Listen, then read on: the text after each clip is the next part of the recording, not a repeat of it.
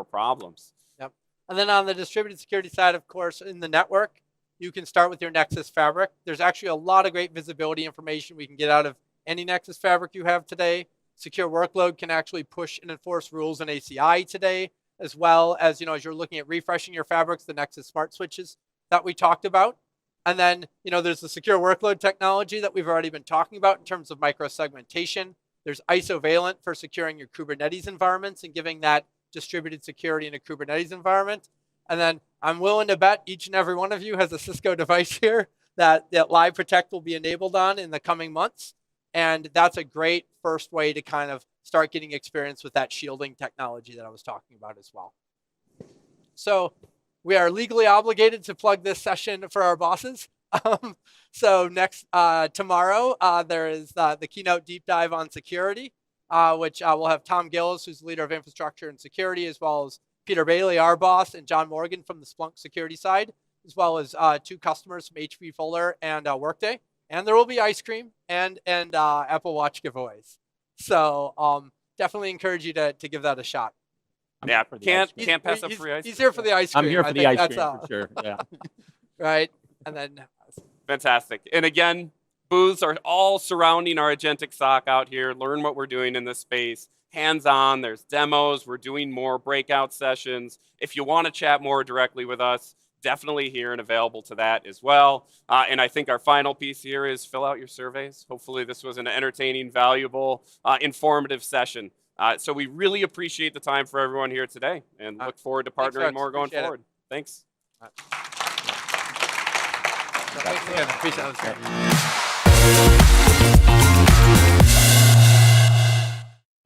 And welcome back for the last time today to the Cisco TV broadcast studio. We have just wrapped the final center stage session for this Tuesday on securing every layer of the AI data center. Rick Miles, Dan Wentland brought in great customers from Northwestern Medicine, from Rush University Medical Center, and talking about all the different ways that Cisco is fusing enforcement into every layer. So the hardware root of trust, DPU-powered firewalling, Kubernetes native workload protection, runtime model guardrails, agentic identity control. Such a great overview story, how we put security into literally every single layer of your AI-ready data center.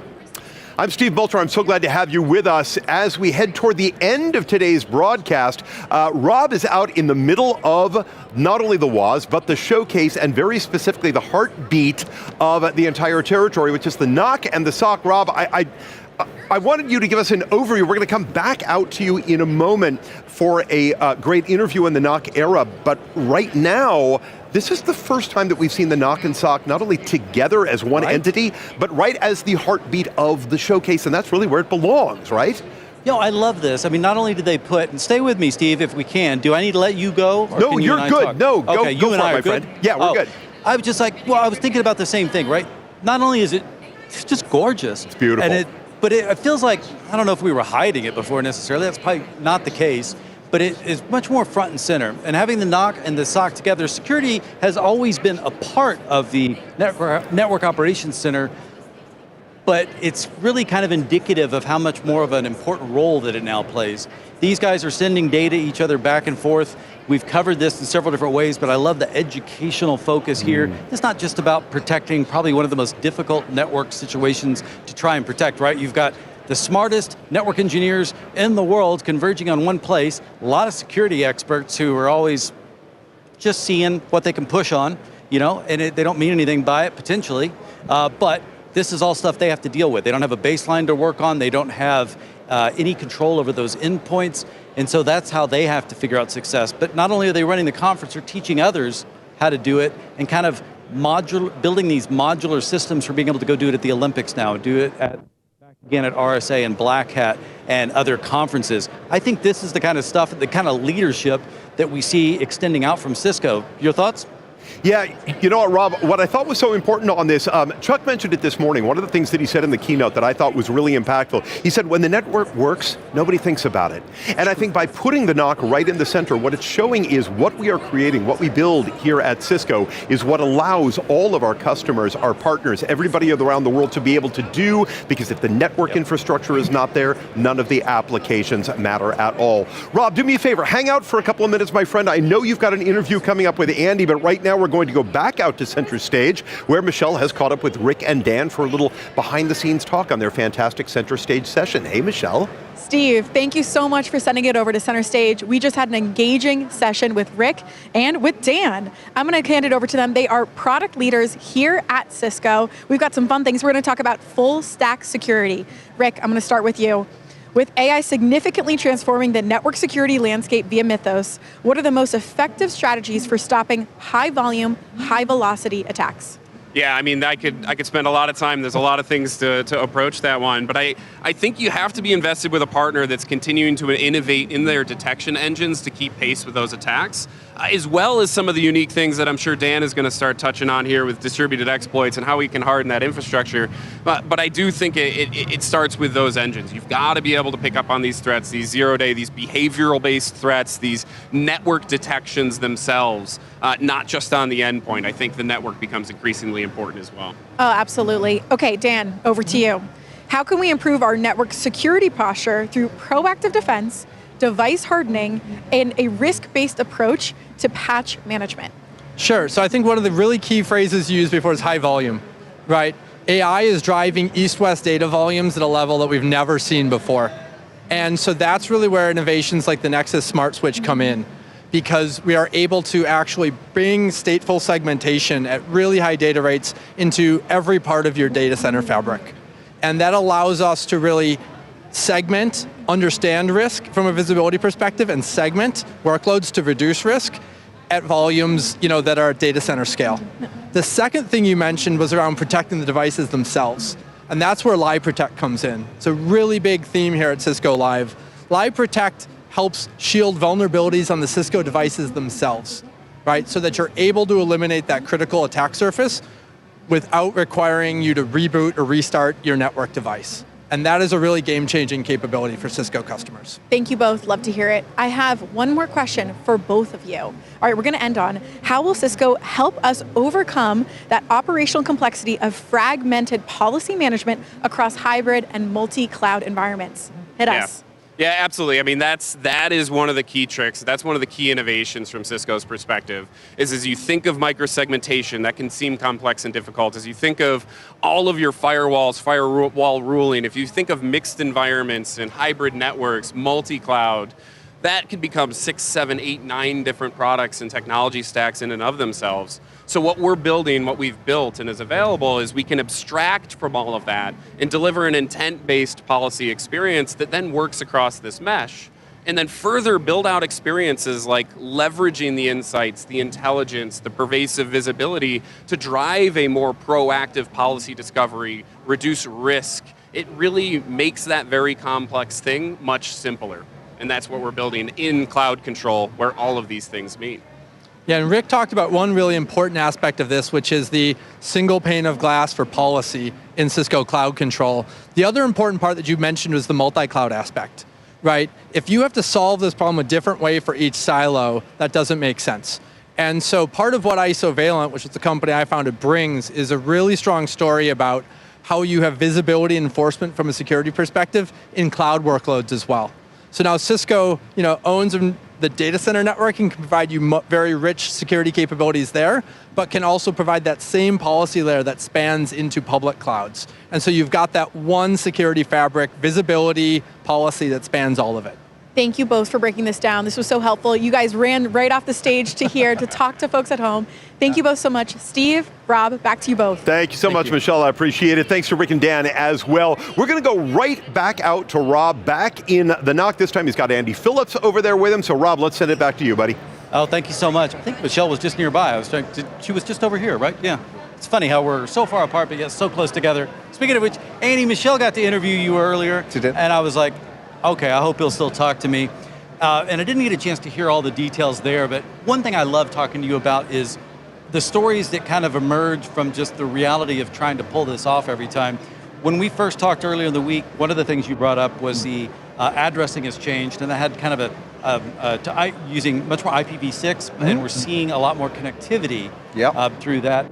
And I was not sure about why that matters, and because it had both pro and con kind of effects for you. Do you mind explaining how you guys are advancing that? Yeah, so basically our counterparts over in Europe, Cisco Live Europe, they had also done IPv6 mostly. So that's a technology that uses DHCP, DNS, and what's called NAT64 conversion. Okay. And it allows clients to turn off their IPv4 stack. Okay. Now that presents issues because there are actually some applications out on the internet that do not have a v6 address, and one of those is GitHub, ironically. What? So how do you deal with that? Well, you have to do a NAT64 conversion, and there's a whole thing that I won't go into about how all that works, because we'll be here for about an hour. But it's awesome. But it's awesome, and we're running that this time, and why do you do that? Well, you do it to make sure that your environment is ready to move to 100% IPv6. Why do you do that? Because you've got more address space, there's a bit more security prevalent in IPv6, it's a little bit easier to administer in certain aspects, like all of the configuration of auto-configuring clients and such alike. So it's kind of an interesting thing that we're doing, and I think there's a lot of IPv6 advocates, especially at Cisco, that love to see this. Just the stats, like what's V4 versus V6. Yeah. We've gone up to like 60% V6 this time, which it used to be 60% V4. So it's a fascinating thing to watch and give a test at a show like this. Well, and is there, one of the things I always think, you're here and you're learning a lot on the fly, and at a certain point, of course, you bake things in and you kind of have to live with it. Do you see things happening this week that you're like, okay, on the next iteration of this is what I'm pushing for? Or do you know that going in? How much of that is feel, how much of it is advanced planning, how much of it's pressure to adopt things from the Cisco side?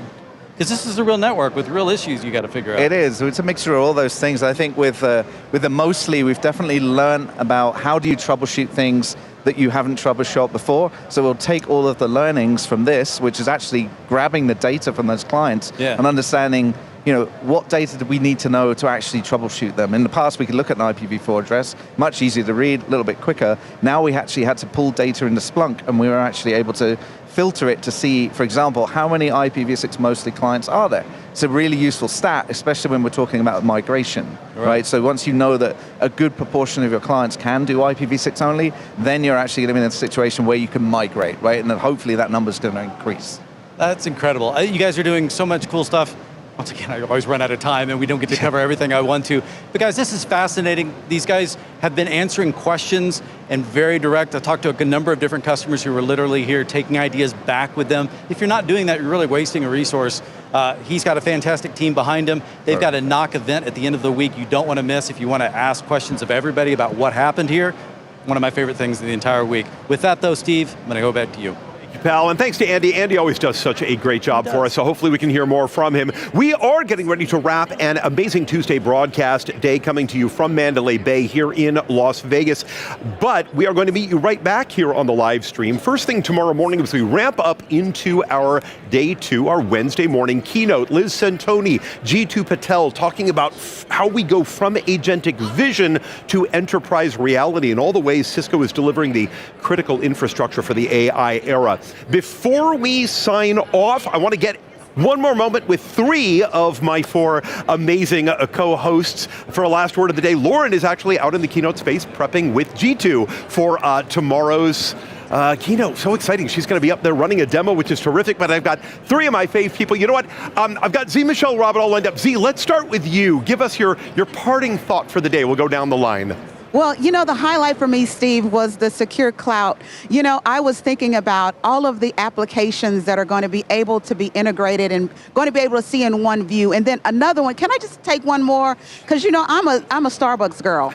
So I tell you, when Brian was talking about, he just, skimmed down. CEO of Starbucks. Exactly, yes. And so he looked at Chuck and he told him, you look like a venti. Yes, that's my drink. That's the Americano, that's my drink. Okay.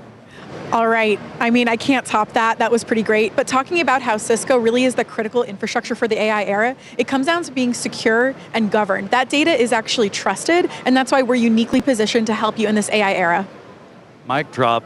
These two, oh my God. This is so much fun. Lauren, I hope you're killing it tomorrow. Everybody pay attention to the keynotes tomorrow. Our dear friend Lauren's going to be killing it with the security demonstrations. Yes, she is. Such great stories and information happening here. Steve, I'm so glad this is not really goodbye, it's just goodbye for now. It is goodbye for now, but I'm going to need one inspiring thought from Rob Boyd, because everybody wants to hear from Rob Boyd. What is it? Put you on the spot. The network that we built for humans is not the same as the network we built for agentic AI. Oh, I couldn't love that anymore. We heard about it this morning in the keynote, right? Anytime agentic steps in, 450% more demand than if a human did the same task. That's going to require a brand new network. My friends, it is always such a pleasure to be with you. Thank you. I look forward to playing more tomorrow. Go be beautiful. Have good nights. Let's do a final sign off to all of you who are in here on the streaming broadcast. My name is Steve Moulter, but I am one part of a very, very large crew. So on behalf of not only my beautiful co-hosts, but this entire incredible Cisco TV broadcast production team of producers and technicians and engineers and designers. We love being a part of this event, and a big part of it is all of you. The fact that you tune into this broadcast, you are the reason that we do this, is to bring the entire event to you. So that means actually you're our favorite part of the event altogether, and we're grateful to be able to broadcast out to each of you. Have a great night. We will meet you right back here for a fantastic Cisco Live all day Wednesday. Let's run a few highlights from today. Have a great night, everybody. Bye-bye, all.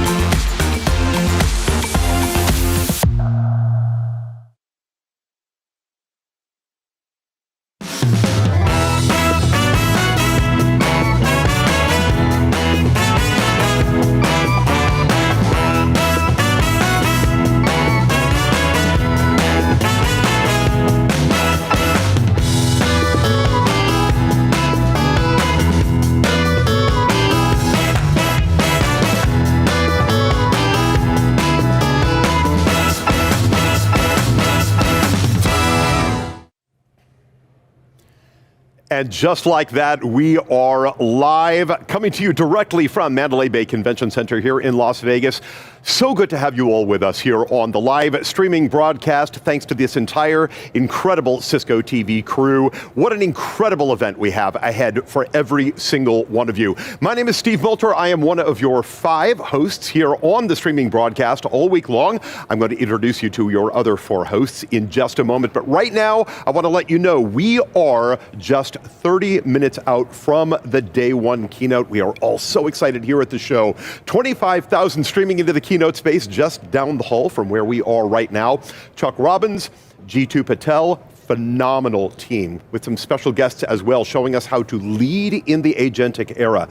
Top minds in the industry showing us what it means to build, to secure, to run an enterprise where people and AI agents work side by side, work in partnership and cooperation with one another. Cisco is the critical infrastructure for the AI era. What does that mean for you? AI-ready data centers that help you to modernize your AI infrastructure, power your workloads everywhere. It means future-proofed workplaces that are helping you to reimagine the way that business happens everywhere that it happens, and then digital resilience that's keeping your organization up and running in the face of escalating disruptions. So excited for that day one broadcast. And again, we are coming to you live throughout the week. We're going to take you right up to the keynote, all the way through the keynote, and then all the way across the entire Cisco Live conference. All week long, we want to hear from you on social media using hashtag Cisco Live, whatever social platform you prefer. Please reach out to us. Talk to us about where you're watching, where you're tuning in from, what you're excited about. Go ahead and comment on social media on what you hear in the keynote and all of the fantastic sessions and center stage presentations. We want to hear from all of you throughout the day. As promised, I want to introduce you to the other 4 hosts here on the broadcast. All I have to do is turn slightly to my left. Here's the amazing Z Williams. Hi, friend. Hi, Steve. I am super excited to be back in Las Vegas for Cisco Live 2026. I tell you, I am just ready for all that's going to be going on throughout the studio, throughout the world of solutions. I'm just ready. I am so ready. You always come with the energy. You are always pumped up. You're always excited for what's going to happen next, for all the great interviews, and you've got some phenomenal interviews lined up. I won't break the secret on those right now. We'll talk about it later, but hopefully you and I will keep talking throughout the week. But I'm so glad to share the top of the day with you, my dear friend. My friend. I'm ready. All right, so we're going to go out to the keynote now. Like I said, 25,000 people flooding in the door. There are the very happy Rob Boyd and incredible Lauren White, who, by the way, is going to be on stage in the keynote tomorrow. Again, I wanted to kind of give that away right now, which is so exciting. Let me hand out to the two of you. Rob, let's kick it off with you, and then you'll pass it over to Lauren. Steve, you remind me of when I'm flying in on the airline, and there's always that snooty airline attendant that comes on and goes, "Let me be the first to welcome you here." And I'm like, what if someone else wanted to welcome us here? Yes, Lauren is going to be on stage, and we're so proud of her because she just keeps working her way up. Speaking of which, my name is Rob Boyd, by the way. This is Lauren White. So happy to be together with you guys, with everyone here. We're here as the executives are arriving. Lauren snuck me back into the green room. Normally I'm forced to only be backstage, and it turns out they do have much better snacks. I can't thank you enough. Having an inn has been fantastic. But Lauren, as a security engineer, how do you look at this different in terms of this moment in time and what you expect to learn and accomplish coming out of this conference? Thoughts? I am so excited simply because, as we see, we are in the age of AI, and we are also in the age of AI attacks. And so things moving at machine speed. I'm super excited to see how we are solving our customers' problems. How are we protecting them? How are we doing even more to make sure that we are giving them the tools they need to succeed? So there's just so much to say, so much to do, so much to see. I cannot wait for you all to hear what's coming. I'm excited. All the pieces are coming together. It really yes, is. We arrived here with a lot of problems and stuff we got to work on, but we also arrived with a lot of answers, and that's what we're stringing together today. But with that, Steve, we're going to get some people here, maybe get the flavor of the conference, so check back in with us if you don't mind, but I'll throw it back to you. I love that. Thank you so much, Rob. Lauren, you guys are amazing. You're our eyes and ears out there in the keynote space in the arena, which is just down the concourse back over here on this side. It's about to get very, very loud in there. So I think, Z, next time we head out to the two of them, they won't be able to hear a thing. But again, reporting with that energy, Lauren just hit it so on the head there, right? The age of agentic. As the AI era rolls up on us, so do the security challenges that come along with the AI era. We are so excited to hear what people are going to say, but I think Rob also nailed it there where he said, this is where we come together as a community to fix those problems. Get answers. So I see my fabulous friend and our fifth host. I'm not going to call her our fifth host. I'm going to call her our first host. We've just already gone through the other 4, saving the best for last. Michelle Corpora is out in the world of solutions. Hi, my friend. Hey Steve, it is so great to be here for my 3rd Cisco Live and my 2nd as hosting with you all. Steve, Rob, Lauren, Z, you guys are a pleasure to work with. This is an excellent community. Everybody, folks, get excited for today. Like Steve said, my name is Michelle Kapora. I'm a Splunk product marketing manager, and I get particularly excited about talking about the one platform advantage, how the Cisco portfolio comes together. Get excited, you'll hear more about this on the keynote, and then we'll walk through some really cool stuff here at the show floor. Back to you, Steve. And Michelle, you're our Splunk Insider expert there. So when it comes to that data story and that full stack observability story, I'm coming to you every time we possibly can. Every time. So Z, one of the things that people really don't quite understand is what it takes to put a conference like this together. We're going to talk a bit more about it in a minute, but right now I want everybody to watch just what it takes to build this particular event out. Check this. Yeah.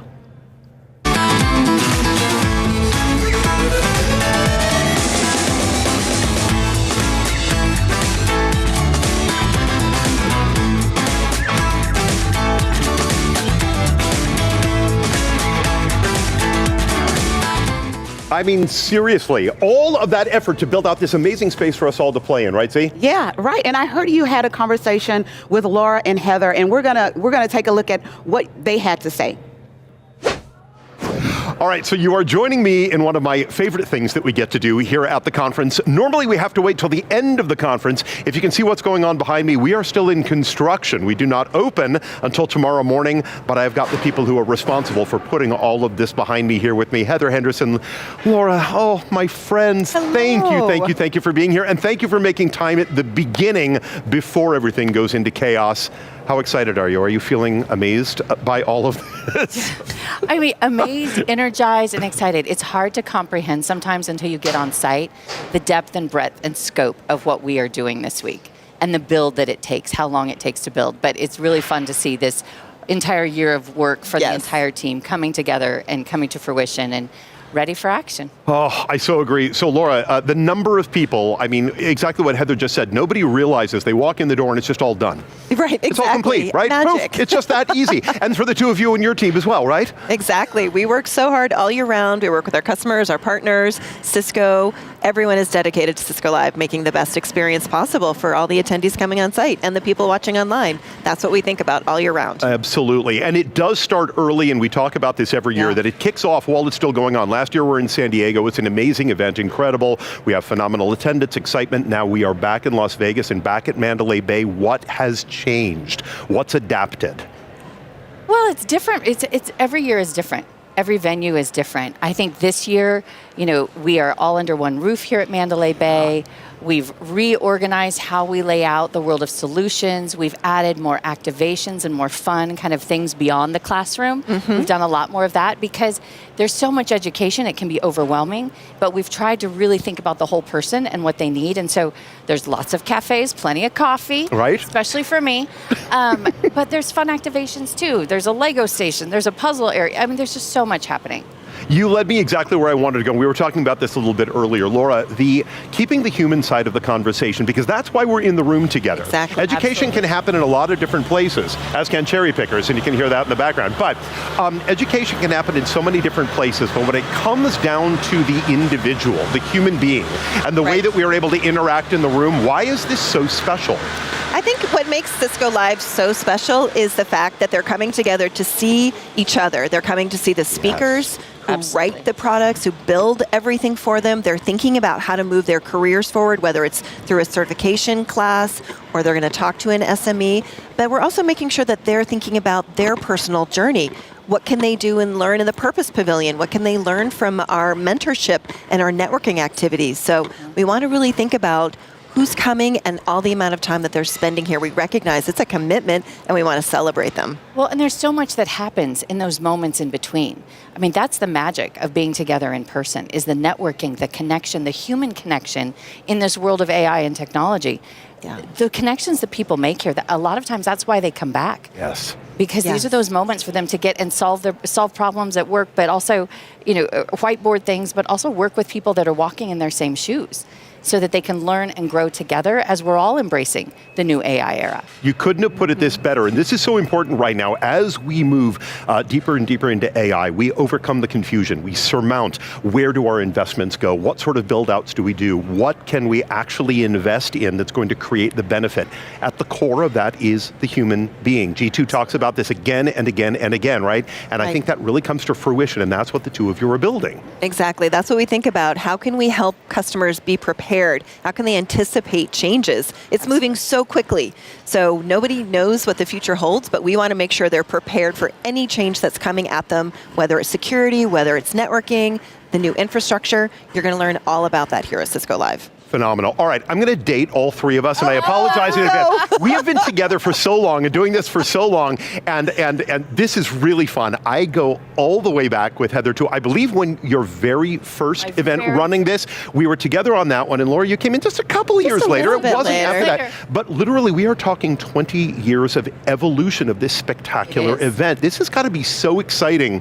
This isn't just a one-off. This is building and building and building and creating something new and different, maintaining excitement, growing the Cisco community. What does that mean to you on a personal level? Well, I'm overwhelmed and humbled that I've been on this project for 20 years, but it's really because of the people that we get to work with across Cisco and our customers and partners and how much joy they find in coming here.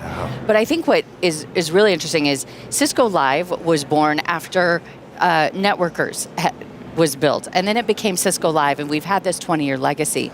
Now it's really this next opportunity for us because we're now a global team. We're now not only Cisco Live Americas, but we have EMEA and APJC, and we're now one team working together to bring Cisco Live to life around the globe. And I think that's making a big difference. So I'm super excited about this next chapter and the role I'm in and being able to do it with my partner, Laura. I mean, we're thrilled for the next chapter of Cisco Live and to see what we can bring to life. It's time. Yes. Oh, and you're the cutest peas in the pod as well. Laura, from your perspective. I mean, I think, you nailed it with the human element. Yes. I can't wait to come on site. I love my team, but we're all remote, so we see each other, and then we see the speakers, and then we see the customers, and then we see the partners, and it's just this whole circle that we're here to learn and to talk to one another and think about the future. Everyone's really excited about the future. Where are we going? It's scary, but we're going to give you the foundation, and we're going to make sure that we're doing it together. We're on a journey together, and that's the best part. So good storytelling. And it does make me go back to that fabulous arena that we were in together in Orlando when we would invite in first-timers, people who had never been to the event. And remember, that's what we would do. We would put up slides. What is available to you here at the event? What should you look forward to? If this is the first time attending a Networkers going into live at that particular point, what can you expect to be different? What should you take advantage of? The world has changed so much now, but also the number of things to take advantage of. It's like a different planet. It's night and day from when I started on the project in 2006. And what we have today, we envisioned back then, and now we have it, and we're just excited to set the vision for what the next 20 years are going to be. So, set vision for us. Tomorrow morning, the show kicks off, the event opens up, people flood in through the doors, excitement is incredibly high, it's Old Home Week, everybody's hugging on each other and just so grateful to be back in the room together. What can we look forward to? Kind of set us up for day one.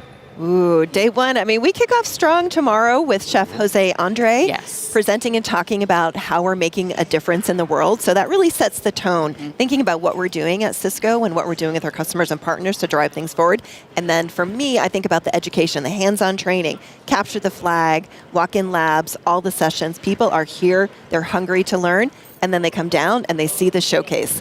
What are the products that are going to make a difference for them in the future? So it's just a lot to see. You got to pace yourself. It's only Monday tomorrow. Good shoes, good shoes. Right. Good shoes.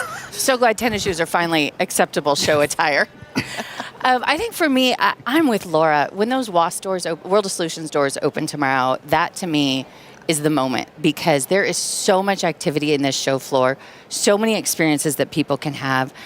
This is where the magic happens. If you aren't in a session or in Keynote, you need to be in the World of Solutions because this is where the conversations happen, the networking has happened. You meet with our partners, you find solutions, you find new products, you discover things. I mean, it is a world of opportunity in here, and this is where they need to be. I love that. And it's also the ecosystem of everything taking place around us. You've got IT leadership taking place, going in the door. You've got the Knock and Sock this year as the heartbeat center of the spectacular showcase, and we've never really had that kind of experience. The Knock has always been there, but the Knock is sort of set to the side and is part of it. You can tour through it. Now you walk in, there it is. It's right in front of you. Watch the SOC in action. Absolutely. It's so hands-on. It is so personal, and I think it becomes very individual for the guest who joins us here at the show.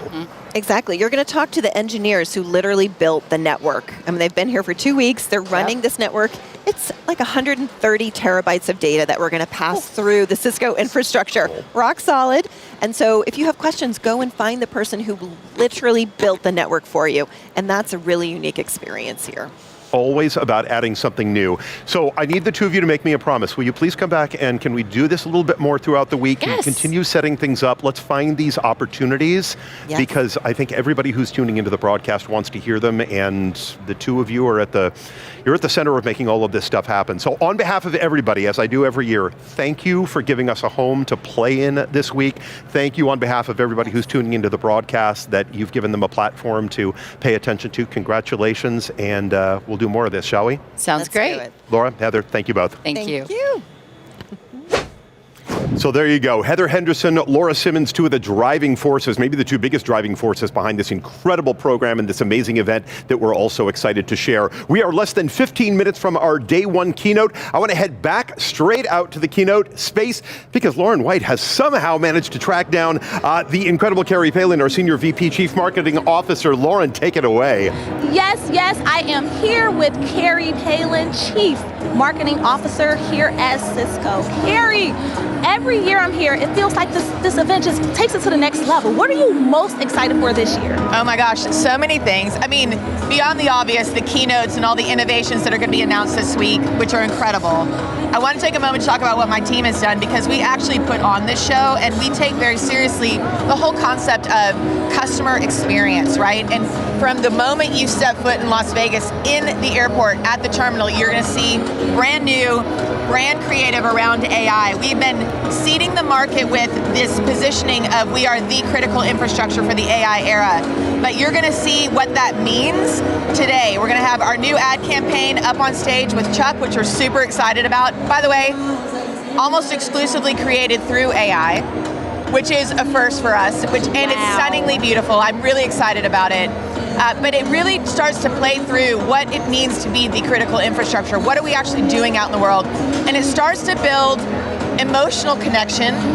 You know, we are a tech company. Sometimes hard to have emotional connection. But this ad campaign is starting to build emotional connection with consumers around the world as to what we actually enable for their lives. So I feel it. I feel the emotion in the room, and I felt that when I got into the airport. I was like, oh my gosh, Cisco is everywhere. And if you didn't know, now you know. And after 10 years being here, I didn't think we can keep taking this to the next level, but we do. I'm so excited to be part of such an amazing team. Hey, listen, there's momentum right now in the world for us, and I think it's a beautiful time, and Cisco has earned this. Yes. 41 years of delivering and having integrity and trust with our customers, and it's crescendoing right now. It's a beautiful moment. So I couldn't agree more. I'm so proud to be, and honored to be here with you and be here in this moment. Likewise. Feel the energy, and I think we're gonna pass it over back to Rob. We gotta throw it out there to Rob. Bye-bye, guys. You know what? We will throw it to Rob in a moment, Lauren. I'm going to take it first just because I'm greedy and I like to have a moment to talk with everybody. So great that we get Carrie, and I just want to make a mention of this, Z. This is so important. People say, okay, well, why do I need to go? I can get the entire conference just by tuning into the broadcast. You can get a great deal of it. Carrie Palin's just walking around there in the room. Chuck is walking around the room. G2 is walking around the space all the time. Where else can you actually get into the room and be together with these driving forces, with these incredible thought leaders? Oh my goodness. All of those that you just named, those are people. Those are people, and you can't do any of this without people. You know, coming from my space, I'm a program manager with the Sustainability Impact, Social Impact and Sustainability Office under 3P. That's our people. We can't do any of this without 3P. And you know what? Carrie said something that was so integral, that resonated with me. She talked about integrity and she talked about trust. Those are characteristics that are intrinsic to humans.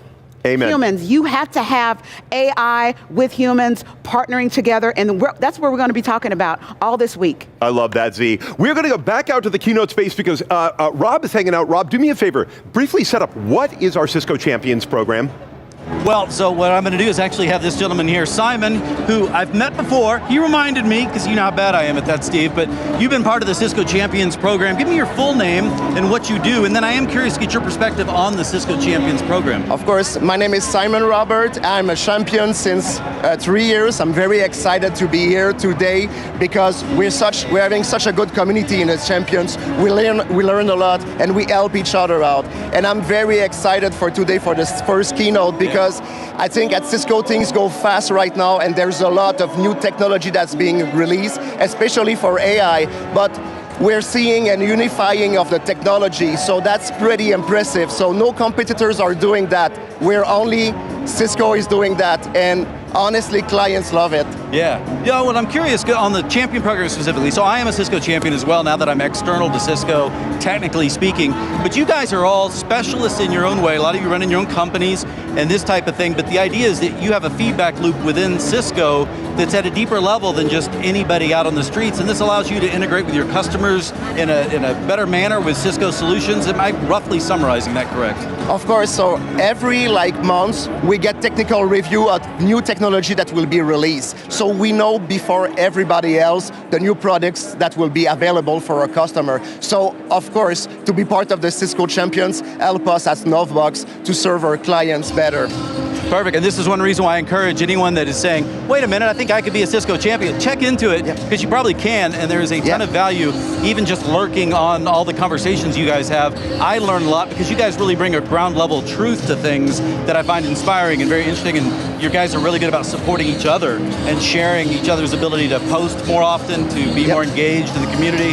So I really love that. What's the one thing you're looking for, maybe for your team, maybe for your customers, to come out of this week?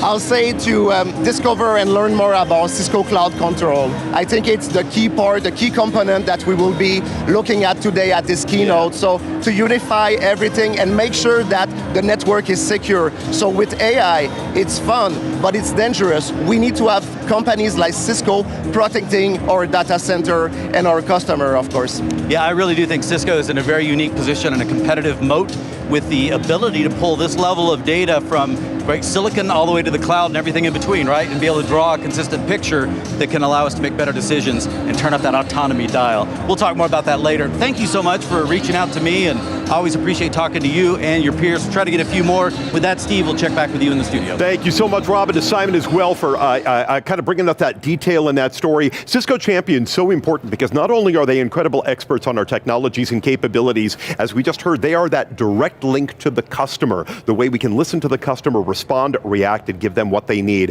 I want to go back out to the world of solutions one more time. Michelle Corpora is standing like right in the heart of everything. Michelle, it looks like you're kind of halfway between digital resilience, future-proof workplaces. We haven't opened up yet, which is why you're just beautifully framed out there by yourself. As soon as the keynote is done, boy, you're going to be in the midst of the crowd. What are you checking out? Steve, thanks so much for throwing it over here. I am here in the world of solutions. One thing that Carrie just said is that from the very beginning of landing in the Vegas airport, through the keynote, through the world of solutions, you are going to get innovation and brand and excitement at every step of the way. I think I mentioned this is my third Cisco Live. I've been hearing Steve, Rob, Lauren say every year they up it. They really do. I'm here going to walk you through a little bit of what you can get excited about. So let's get a sense for the scale of this. We have everything from demos, lounges, activations, and let's start right here, future-proofed workplaces. We've got some fun things for you. Take a look at this Cisco Cafe. You can call, text in a cappuccino, a latte at any time of the day, and that WebEx AI agent is there for you. So seeing these in action, these real-world examples, along with demos, it's bringing it to you. All right, we're also gonna talk about when you hear really exciting announcements, innovations at the keynote, those are incredibly exciting, but where you'll see it come to life is on this World of Solutions show floor. So we've got demos, we've got exciting activations, like I said, we've got people to connect with to show you how you can bring this to your organization at scale. So follow me into digital resilience. This is one of the 3 key areas of how we like to talk about the Cisco portfolio. And one thing that I really love, of course, being a product marketing manager at Splunk, is unifying your machine data. So we talk about it in 3 phases. You unify that machine data, you fuel and contextualize it, and then you activate it for AI. And let's end right here. We're gonna end with the Cisco Platform Advantage. How does that portfolio come together? In the keynote, keep in mind Cisco Cloud Control. I think you're gonna find some incredibly exciting announcements. This is some great stuff. So when you're done with the keynote, come on down here to the show floor, get your hands on some demos, talk with some of our experts, learn how you can thrive in the enterprise AI era.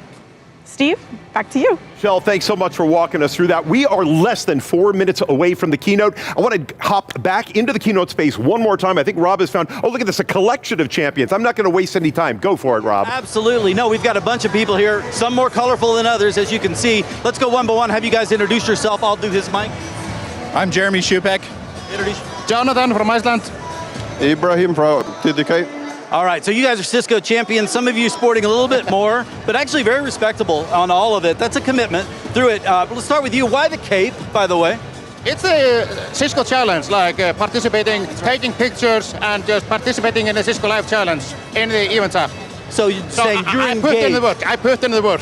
Yeah. You have been engaged. Yes. And look at you, now you're here on camera as well. Ibrahim, tell us what you do and what you're here learning this week. I'm working for a company in Denmark, helping a lot of critical infrastructure customers. We say we help people with getting water at their houses. Oh my gosh, I'm okay. part of the Cisco champions, so I'm sharing a lot of what I've learned through the years to the public so that they can get something back from it. I love that. So you're an educator as well on the whole, thing. Yeah. Sorry, then nobody can hear me, but that's fine. Thank you, by the way. And Jeremy, we've met several times. We always have a good time together. What have you been up to lately, and what are you looking for this week? I'm looking for a lot of the roadmap sessions and being part of the Cisco Insiders group. And it's an awesome community where we share our knowledge and we have a great time. Well, what's the key to getting your boss to approve you to be able to come out here consistently each time? Are you bringing back and just raising the value of the entire team? What's your secret? We are pretty much a full Cisco shop, so Cisco Live is pretty much my one conference a year that I get to go to, and bringing all the knowledge back to the company to get everything out of the Cisco products is definitely a benefit. Well, I'm going to ask another question. If we start getting a countdown, I got to throw back to the studio. But let me ask you, what are the expectations on you when you come to something like this? Are you training people that couldn't afford to come out? Are you looking to meet customers? It's being with the customers and bringing value back.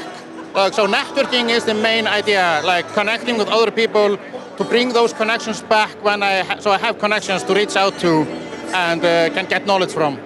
Well, this is awesome. Obviously, we got a lot of stuff happening this week. We're going to learn a lot of things. Steve, I just can't wait to see what we have in the keynote. But with that, I'll let you take back over control and give it back to you. Thank you so much, my friend. It's loaded back there. I am so excited for things to kick off. Thank you for being the faces and voices out there in the front. We're going to see some of those insiders back over here in the insider space and theater area here in the showcase and here in the World of Solutions. Speaking of which, I want to take one more visit out to my buddy Michelle. Where are you now, pal? Steve, you've found me in digital resilience. There are some really, really cool activations, demos, hands-on labs right here for all of you guys to check out after the keynote. One thing I want to show you is the Security Operations Center, the NOC Center, SOC of the future. This is incredible stuff. And we've got, when we say demos and real world examples, the purpose of these solutions is to show value. So how will this save you time, resources, energy, onboarding, offloading, really making sure you're moving from that reactive to proactive organization at scale. This stuff is going to be really fun. Come on down. Although the show floor is completely empty right now, everybody, of course, is packed, waiting to hear the keynote. This will be a really fun way to get together, network with people, meet people. You'll see some people out here for sure. I'm not the only one yet. All right, Steve, thank you.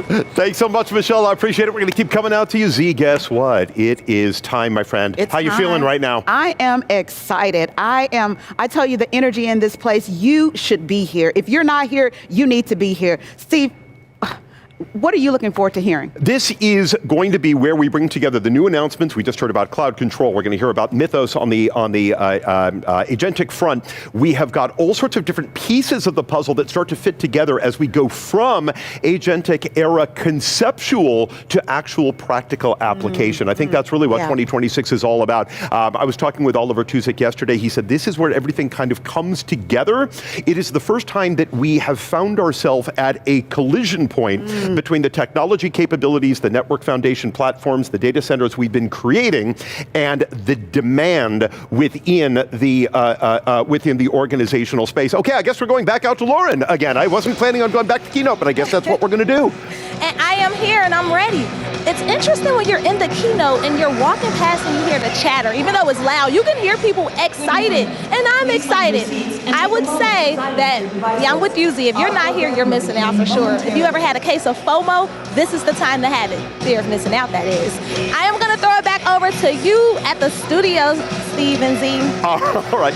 Thank you, guys. You're looking fabulous. All right. So Chuck Robbins, Chair, Chief Executive Officer, Jeetu Patel, President and Chief Product Officer. Amazing guests coming up, joining the critical infrastructure of the AI era conversation, right? Brian Nickel, Chair and CEO of Starbucks, is going to be on board. Hasmukh Ranjan, Senior VP and Chief Information Officer at AMD. Like I said, leadership, right? In this fast developing agentic era, This is not just about ambition. Ambition is not enough. Our organizations are only going to win if we can put AI to work alongside our people. That is what it means to deliver that critical infrastructure that makes the agentic era possible, right? How can we fuse security into the fabric of the network? How do we enable more visual and operations? Do it at machine speed? How do we transform our data into AI-ready intelligence? And how do we empower our teams to securely harness agentic AI and then do it at scale? These are big demands that we have for our time.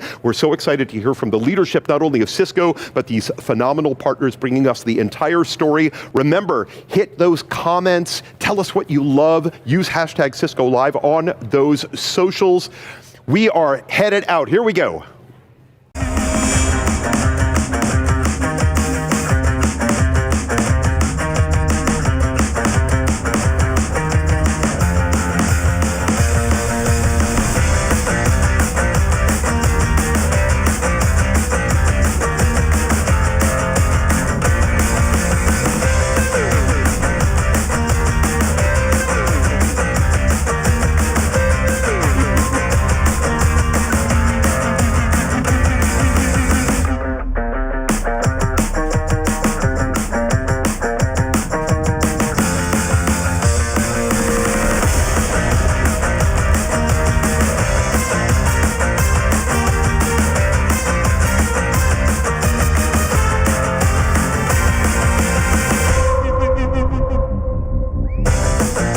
Please welcome Chair and Chief Executive Officer Chuck Robbins.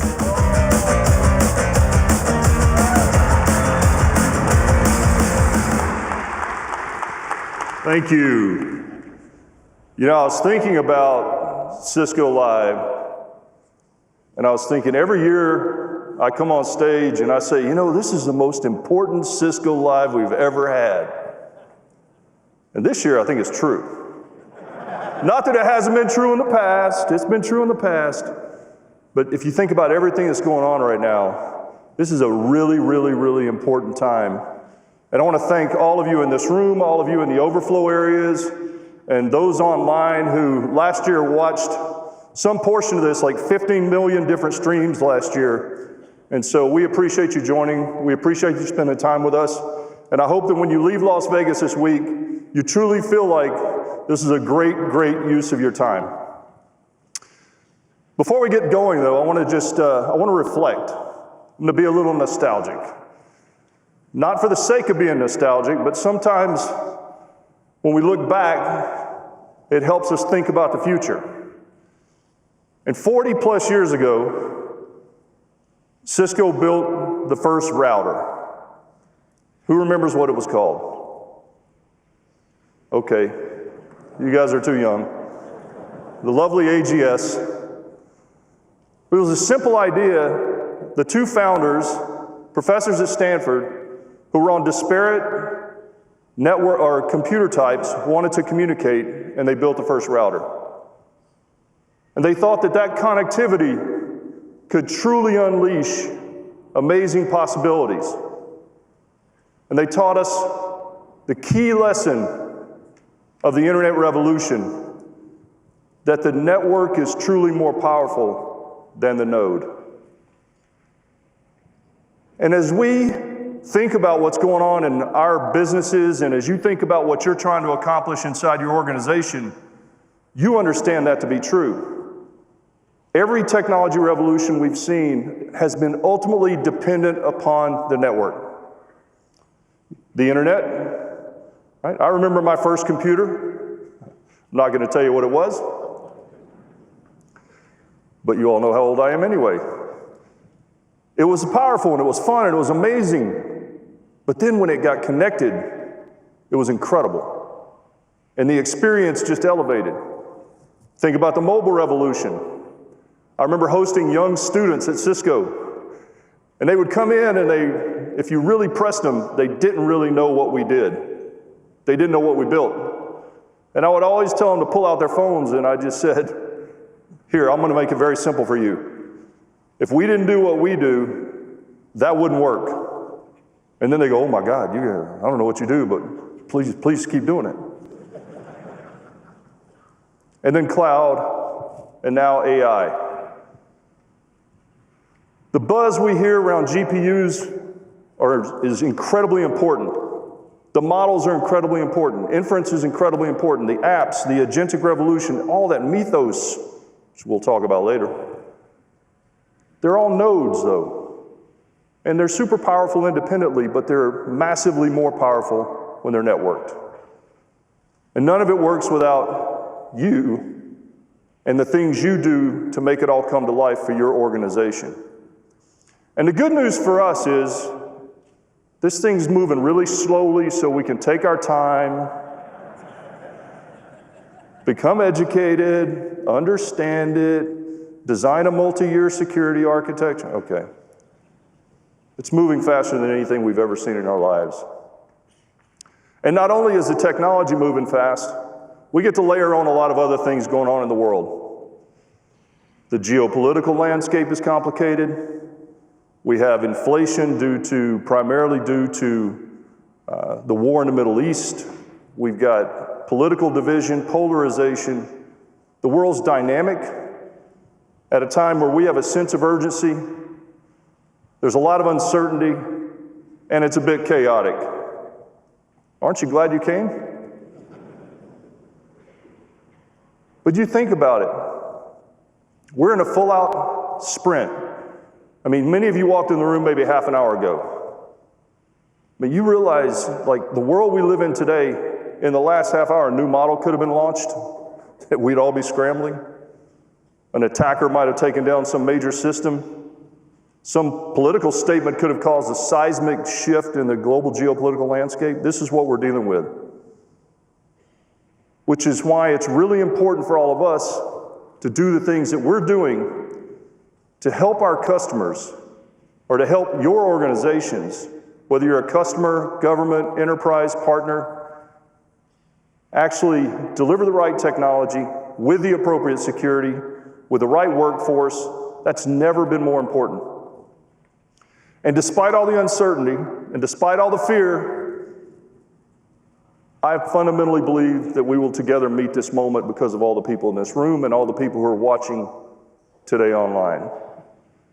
Because as we look at what has to be accomplished, many of us have been here before. There was similar uncertainty with the rise of the internet. I remember when some folks in a company I worked for back a long time ago said, we're never going to run IBM mainframe traffic across that little junior network you're building.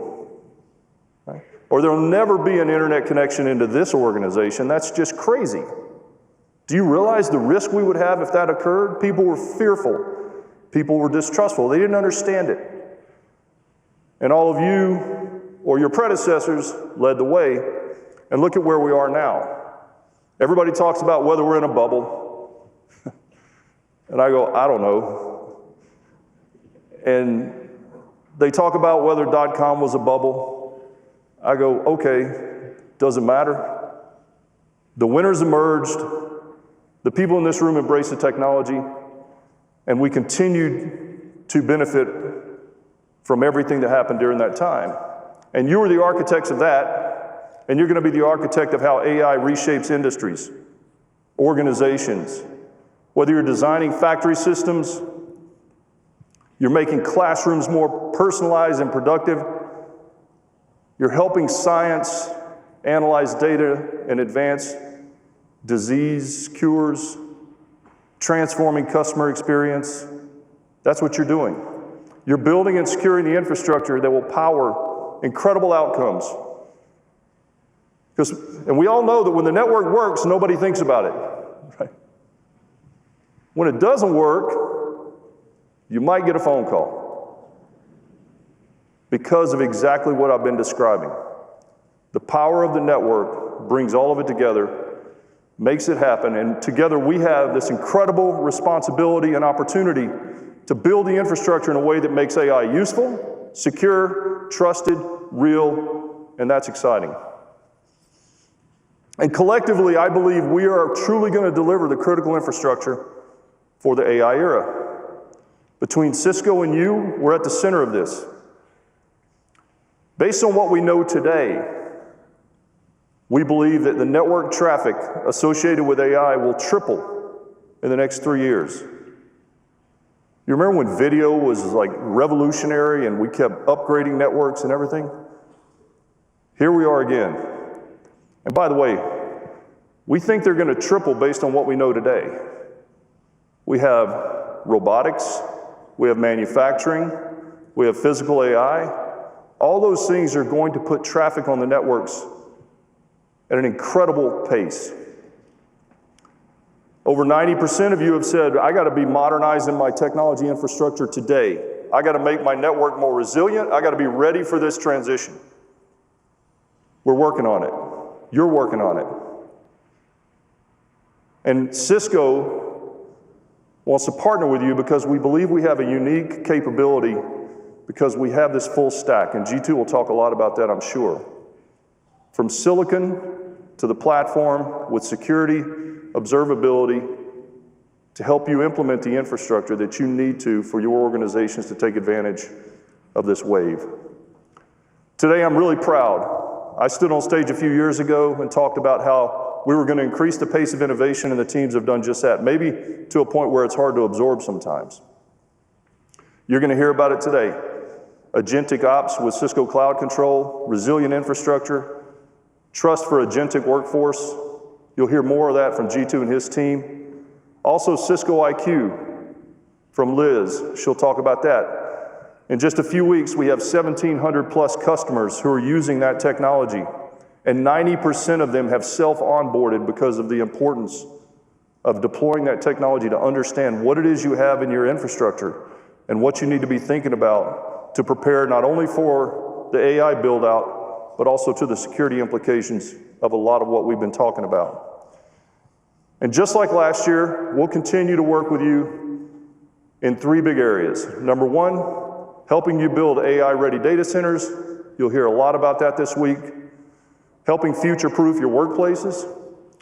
And doing all of that with a foundation of security and digital resilience. And you're going to hear a lot from G2, Liz, the team, all week in the breakouts on exactly that. And while we're delivering all the innovation, we're talking about this today and this week, we have to be ready for what's ahead. And we're working on that as well. I met with many of you this year at some point along the way. I know our teams have met with many of you. We talked to governments around the world, heads of state, US governments, and the questions they're asking have changed. Just think if we had hosted Cisco Live, say 90 days ago, we wouldn't talk about Mythos. Think about that. 90 days ago, we were all talking about memory. That was the thing everybody wanted to talk about. Then as soon as Mythos was released, we stopped talking about memory, maybe not completely, but we shifted. And this is a CEO level discussion. There is an understanding of the criticality of what's going on here. And the questions that were being asked. I'm the chair of the Business Roundtable in the United States, which is the top 240 companies in America. And we're hosting calls with CEOs who want to learn about Mythos, who want to understand what they should be doing in their organizations. How do we secure and govern AI? How do we protect our data? How do we trust autonomous systems? How do we move fast while balancing risk? These are things that you're all thinking through because they're all walking in your office, probably daily. What progress have we made since yesterday? What are we thinking? How's it going to impact us? And for many of you, you're dealing with a lot of this in an uncertain way because you haven't gotten your hands on some of this new technology. There's 3 key areas, and one obviously is cyber defense. AI changes the speed of defense. The bad corollary to that is it's empowering our adversaries at a pace that we've never seen in our careers. It's become very real with models like Mythos. And my team and others in the industry have said this, so this is not an original statement from me, but just we all have to remember these models are as bad today as they're ever going to be. Right? And so we were part of Glasswing. Our goal was to understand how we could safeguard our customers, how we could come together as a broader ecosystem to work on AI-powered defense and to stop AI-powered threats. And the most striking thing is, it's not necessarily the technology, it's the implications, the business implications, the societal implications, the government implications. Those are the discussions we're having. We've had access to GPT 5.5 Cyber, and we open sourced Foundry Security Spec, which is a harness or a blueprint for agentic security evaluation of systems, so that you can actually take a look at how this will play out once you start working with these models, and I would encourage all of you to take a look at that. We really need to work together to think about how we defend against these emerging threats and how we make sure that we build that architecture in a way that allows us to spend more time talking about the benefits of AI, the positives of AI. Every technology transition we've ever been through has brought the great benefits of the technology and unintended negatives. And I want us to work together to deal with some of these complexities so that we can all focus on delivering the positive benefits for our organizations. But how we build these architectures and how we defend it are going to have to fundamentally change. You're going to hear more from that from G2 today. Now, we originally were supposed to have the White House National Cyber Director, Sean Cairncross, was going to be here with us today. And something arose yesterday, as it tends to do in Washington, and he's unable to be here. But a lot of what he would have shared with you, and he really wanted to talk to this group, would be about how do you ensure that your infrastructure is prepared? How do we make sure we don't have tech debt? And our teams put out a document called Shields Up, and you can see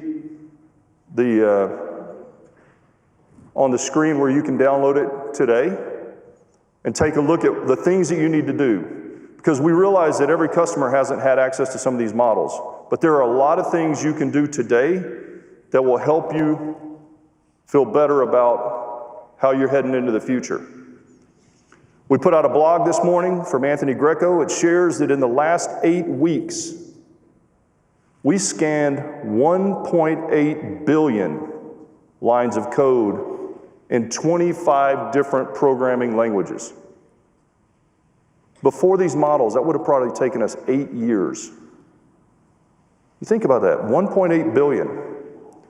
And again, remember, these models are as bad today as they're ever going to be. It's just going to keep getting better. And this is one of the positive benefits. We're finding things, we're going to put out patches. The blog explains how we're going to approach patches for our customers as we move forward, and I would encourage all of you to take a look at that as well.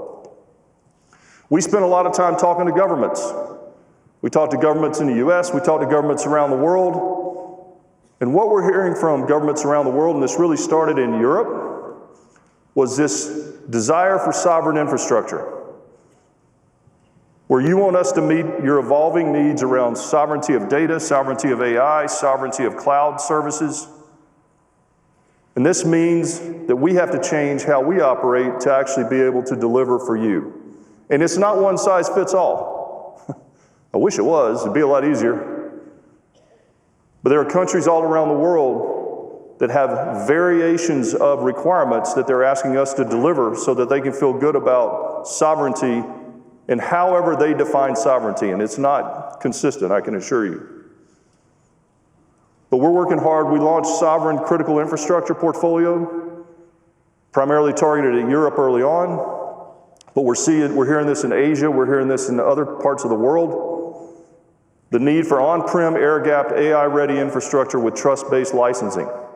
And we're going to help you build that architecture with more control, more visibility, more security, and more confidence during the uncertain times that we're navigating. And then there's this new technology on the horizon called quantum. and it is going to be a major disruption, much like AI. It's a fundamental shift in computing. It'll be great because it'll have the power to solve complex challenges fast.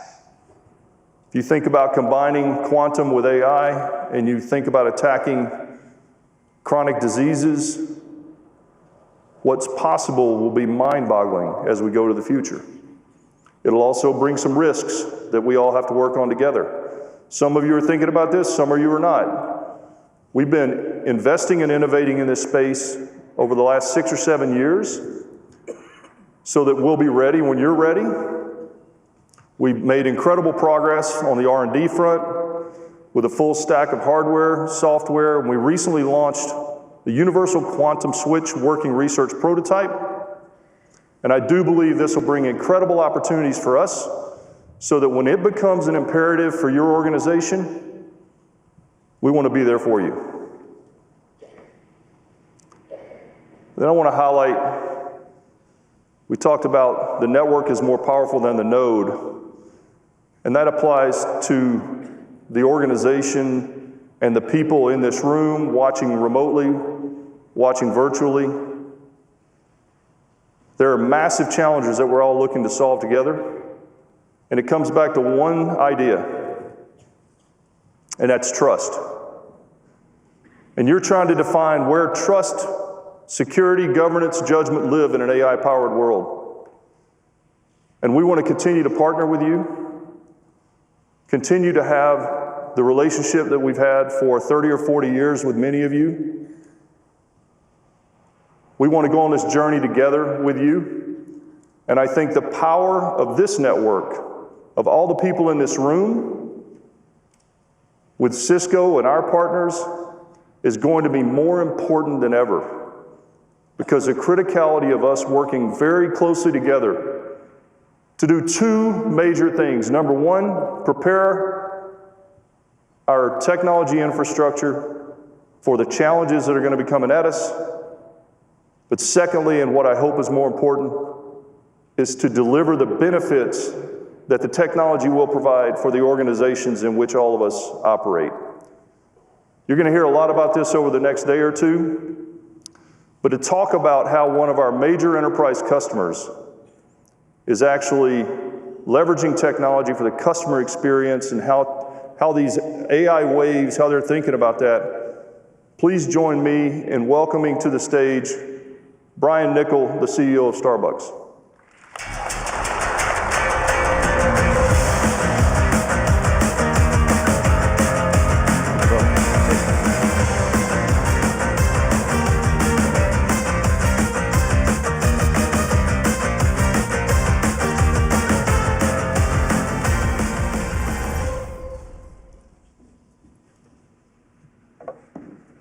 Thank you, Brian. Yeah. Hang on one second. Yeah. I need the cards. They're not up here. This is Ashley. Say thank you, Ashley. And she's a Tar Heel for those who care. Hey, thanks for coming. Yeah, thanks for having me. After hearing all that, it makes me feel good we sell coffee. Hey, by the way, I had 2 cups this morning, so I hope I helped. You helped the cause. How many people drank Starbucks this morning? There you go. Perfect. We're going to do a commercial for a few million people to be better customers for you. There you go. So Brian and I have known each other a reasonably long time. We met when you were at Chipotle. That's right. Yeah. And when you decided to make this change, we joked about how your challenges were going to be different. Maybe we'll get into that, but Chipotle was rocketing. You were doing, it was incredible. And you've led multiple companies through transitions and how things change, and I'd say you're probably doing something similar right now at Starbucks.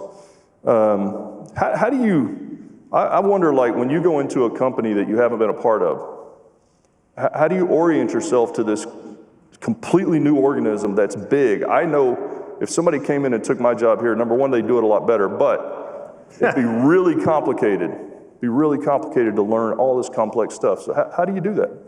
Yeah, well, look, in the case of Starbucks and some of the other businesses, obviously they're customer first businesses, consumer businesses, that you first have to understand how do you do a great job for your customer. And then in the case of Starbucks, obviously, because it's a retail business, we also have to understand what are we doing to make sure that our partners, the ones serving our customers, are also set up for success. So you start there, and then obviously as you get into the organization, there's a lot of learning. And you got to be open to the idea of doing a lot of listening and a lot of learning before necessarily you start sharing what you want everybody to go do. And so, I've taken the approach of, you got to come in with a strong point of view of what you believe the company needs to do for the customer and our coffee house leaders or our partners. And then at the same token, you got to take the time to make sure you listen and learn how the organization actually gets work done, how decisions are made, and figure out what's the most efficient way to get to the right outcomes for our customers. That's great. You're 2 years in? Coming up on 2 years, Coming up on 2 years? Yeah. I'm finishing 11. So at what point do you feel, because a lot of the folks in this room right now are dealing with all the complexity, and we're all learning too, sort of similar to you. We're just learning new stuff in the roles we're in, but at what point do you feel like you got enough information to make educated decisions and start moving on stuff that in some cases would be hard to reverse? Yeah, I mean, look, you said it earlier, right? It's the speed at which change is happening, or the speed at which culture is changing, is unlike anything we've seen before. So the trick is you got to figure out how to make the decisions with the best available information and then pivot accordingly. I found that, at least in our organizations, we sometimes think more of the decisions are more permanent than they really are. And so you're better off to get going and then take in the new information and pivot accordingly. And I think that's been the biggest change that we've had to get across in our organization is we have to be an organization that's convicted in what we want to do, but we have to have the agility to listen to the feedback that we're getting and then be aware of what's changing around us, because the changes are fast and unexpected. I don't know about you. I mean, every morning I wake up and what happened? I'm like, here we go. So you've got to have an element of you enjoy that pace and you're not afraid to embrace the idea of, I didn't see that coming. And I think that's the other thing too, is like, I say this to everybody all the time, like, if I knew what was going to happen next week with any sort of certainty, we'd probably be doing some other things besides what we're doing right here. But you got to have the conviction to know what your business is all about, and then I think the curiosity to not be afraid to learn and pivot where new things start showing up. You really have to make decisions knowing that 5 days later you may have a new piece of information that makes that decision completely wrong. Yeah, and I think you got to be transparent enough to be like, hey, look, it's a new day. I always tell everybody too, it's like when you get new information, you do have the right to change your mind. Yeah. You're not stuck. Yeah.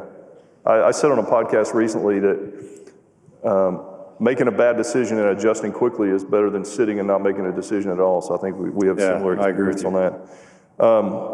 One of the things that you've really highlighted is the connection between your employee experience and the customer experience, and the culture that you drive and how that translates through to how your customer experience is. Talk a little bit about how that comes to life. Yeah, so, not dissimilar to your point of like the power of the network. I think the power of connection in our business, the human connection between, call it our partners and our customers, is really one of our biggest points of difference. And that's one of the things that we've been focused on, frankly, is making sure that people understand that Starbucks is in the business of great customer experiences, and we're also in the business of creating spaces where people have the ability to connect. And that connection is human-to-human connection that we're trying to create. And we got to have a culture that ultimately takes advantage of technology, whatever information we may have, menu innovation, atmosphere, where ultimately we are the place where people say, this is where I want to be to connect, build community. And the partners that we hire are those folks that take huge pride in running their coffee house. And the fact that they would know, Chuck has a venti, what's your coffee order? You said venti. Pike Place? Just regular coffee? Just regular coffee. I just drink regular coffee, man, sorry. We got to trade you up. There's some opportunity here. That's called an upsell, right? Yeah, we're doing an upsell right now. But you know, I'm a simple guy. I appreciate that. But you know what? The barista would know, hey, Chuck is a Pike, Venti, and they would be excited to see you. And our job, frankly, is to set our partner up so that they can have that moment of connection with you, and then you feel like you're in a place where, you know what, this is where I belong, this is where I can build community, whether it's a moment for yourself or a moment to share with other people. Yeah, everybody loves like people remembering, right? I mean, that's a big deal. I'm probably dating myself, it's a little bit of Cheers, right? Everybody likes to know. You are dating yourself. If you didn't notice in my keynote, I tried a few moments where I was reflecting back on something in history and no one in here knew what the heck I was talking about. I was there for you, though. Thank God you were. All right, let's talk a little bit about digital, because we've been working with you a long time, and you guys have been a digital innovator, and particularly around how technology, I mean, this was before you, but the technology power in the store. How do you think about how that's changing right now with AI and data? I mean, originally it was like, we're going to offer Wi-Fi, and that's cool because people would go, it would attract people to your cafes, right? How do you think about today with all the emerging tech? You know, I mean, obviously, the connection now is probably greater than ever in pieces of our business that we probably hadn't originally thought about, whether it's supply chain, preparing schedules, forecasting, kind of all the things behind the scenes that set up our partners to have a great experience. And then obviously we have our app and our rewards program that we started a while ago that, you know, relies on having the right connectivity as well. But I'd say the biggest change over the last 6 months is just the ability to do those tasks, you know, in a way that we're much more accurate, much more informed. You know, frankly, we're probably a little bit behind because we're going to be able to get to a place where I think the back of our stores are going to get smaller because we're going to have better information to make sure that we have the right amount of syrup in the store at the right amount of time. Yeah. And the same thing when you get to like the food experience or the drink experience, we're going to make sure that we have those products in the store at the right time, ready to go for our partners every single time. And I just think the days of having to ship cases of things are starting to move to like we can start sending eaches and do this every day because we can get to a replenishment schedule where within 12 to 24 hours, we've got the information that we can work all the way back through so that it doesn't have to be a case. It could be, you know what, we need 1 vanilla syrup and we need 1 bag of beans. We don't need cases of these things. And that's going to be really a huge unlock for us. Yeah. And I assume that the technology actually can enhance the personalization of the experience, right? I mean, without a doubt. We're seeing that everywhere. We're seeing that already. If you do it right. Yeah, well, that's why eventually we're going to get you from just a regular cup of coffee. Yeah, I'm up-leveling, man. Yeah. I'm going to send you a text later and tell you what I had. I can feel your future of an iced Americano with a vanilla cold foam. I feel it. Can you guys write that down so I can get one and try it later? But you're exactly right, because what happens is the more information we have, it's pretty amazing. Our predictability of what you're going to order based on day of week, time of day, just goes way up. And then that better informs how we staff the store, how we deploy the store, and how we set up the inventory in the store. Yeah, and that really does help you with the thing you were talking about first, which is having the maximized amount of supplies in there optimal from a cost perspective. That's great. So let's shift to AI a little bit. Where do you see AI showing up? How are you guys using it in general? Just give us a general landscape of how you're thinking about it. Yeah, I mean, right now, the way we're approaching AI is we're looking at kind of all of our processes, you know, from the beginning to end, and then just looking at where are those areas in the process where, one, it's digital and it's repeatable, and then we ask the question, could we be using technology or AI in this part of the process? And places where we see it more often is, frankly, kind of behind the coffee house experience, and then a lot of places in our corporate office, right? Whether it's accounting, legal, HR practices, and then obviously a lot in the supply chain. We're spending a lot of time right now on supply chain, forecasting, and kind of scheduling in the stores, because the predictability has just gone way up.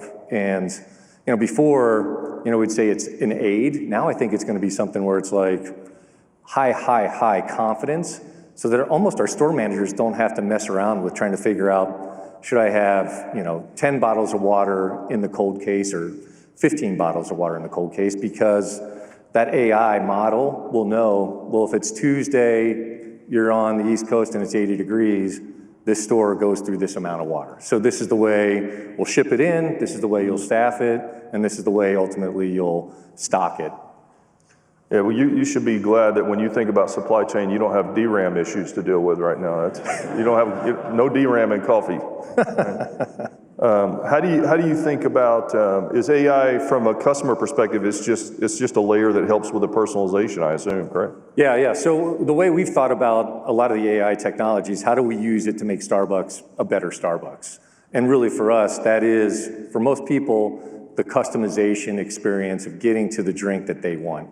The thing that's pretty amazing is, like, whenever you walk up to a Starbucks coffee counter, like if you happen to order in a mobile order, or even if you go into the store and order, it's really fascinating. When you get to the counter, no two drinks are the same. Yeah. Like, no two drinks are the same. If you actually took a moment and look at those labels, no two drinks are the same. And the way I think we can use AI behind the scenes is to help us get to those solutions even faster, and then help our partners be able to build those drinks faster and more accurate. And that's really how we're using the technology, is enabling that craft and then that customization aspect. So just a couple of questions for this audience so that we can help them understand how you think and how they think about what they need to be doing. So when you think about innovation and you talk to your technology team, what guidance do you give them about how these people in this room and watching right now have about 650 different things they could be working on right now? How do you help them from a leadership perspective drive the prioritization that is very difficult today with all the crap I was just talking about? Yeah, well, stuff, really good stuff. Look, Chuck, that is, I think, one of the hardest parts of our job today is there's so much information, and as a result, there's so many things that you could say we should be working on or you're behind on. And I think this is where we always go back to, like, we got to make sure this is a phrase I've heard before, keep the main thing. And then how do we take the information that's coming in to enable us to get to those outcomes faster? One of the things I always worry about is if the to-do list just keeps getting bigger and bigger and bigger, and we aren't actually ever getting anything off the list, that's a signal to me that we're not actually making progress. Yeah. And so there is an element of, we got to get some things off the list before we can tackle the next piece, and then make sure that we're allocating the resources so that we can get these things off the list, frankly, faster than we ever have before. And so that's, and for our business, it really comes down to what's the customer experience, what's the partner experience. If we start there, usually that can really well inform, are we working on the right things? Because if we find ourselves working on things that don't actually make one of those two things better, we're probably off. Yeah. We're off target.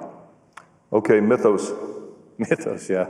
You know what Mythos is? I do know what it is. Yeah, I thought so. I don't think it's happened to me yet, but... It happened to you yet? I don't think so. So when you think about the need to leverage AI in your business effectively, and then you learn about things like these new models and the power and the mythos and the potential risks, what guidance are you giving your team?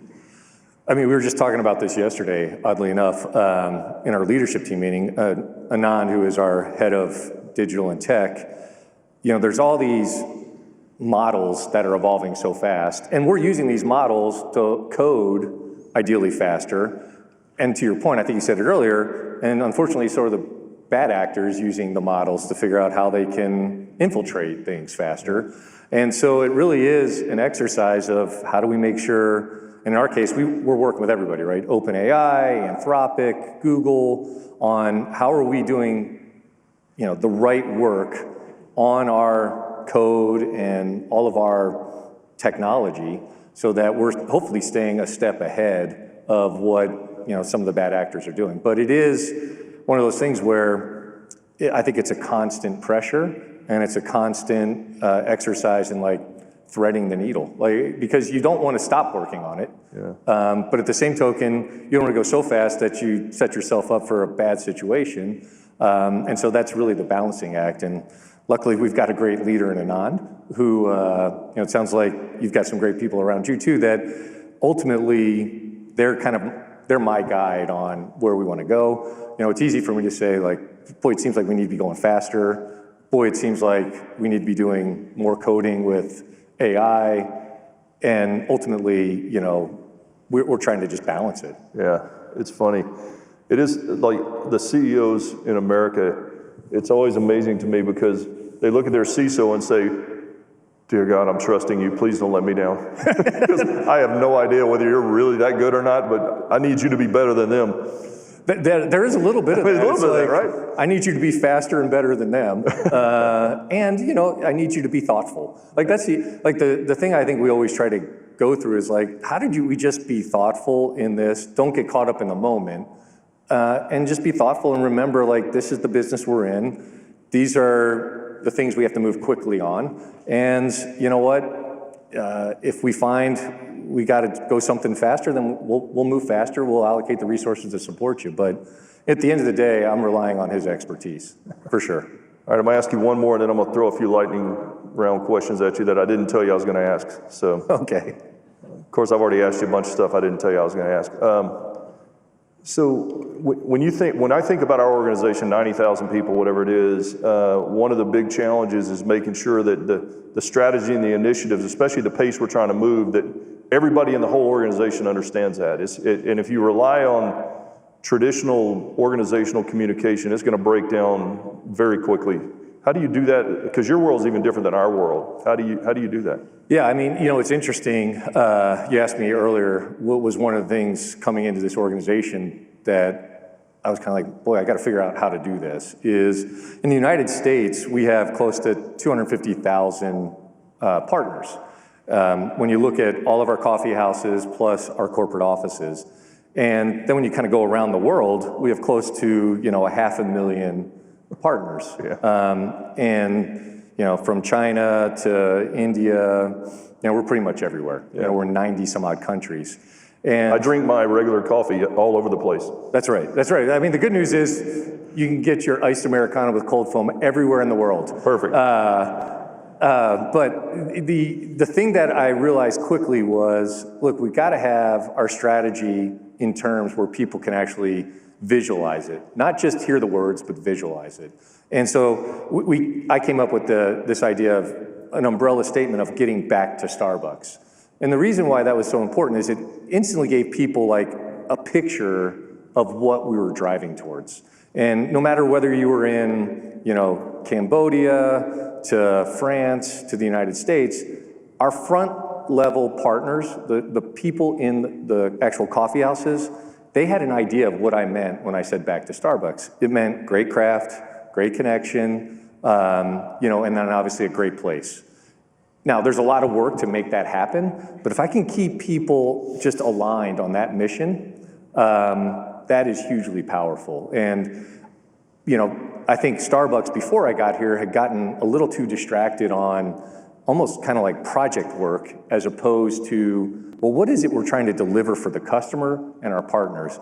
And when you can have a simple phrase like, look, we're getting back to Starbucks, and even our technology strategy is all about making Starbucks a better Starbucks. That visualizes for people what we're after. Yeah. And so I think it's really important, the words we choose in our jobs has to create something that visualizes for people what we're trying to achieve. Because the work is very different given where you are in the organization or where you are in the world. But if ultimately they're rallying around the idea for tech, hey, it's all about making a better Starbucks than the Starbucks we have today, more than likely they're in the right alley, And the same thing goes for, menu innovation, store decor, where we choose to put the real estate.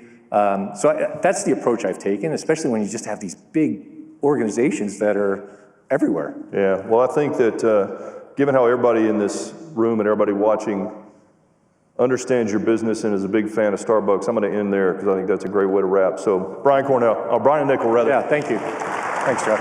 Yeah.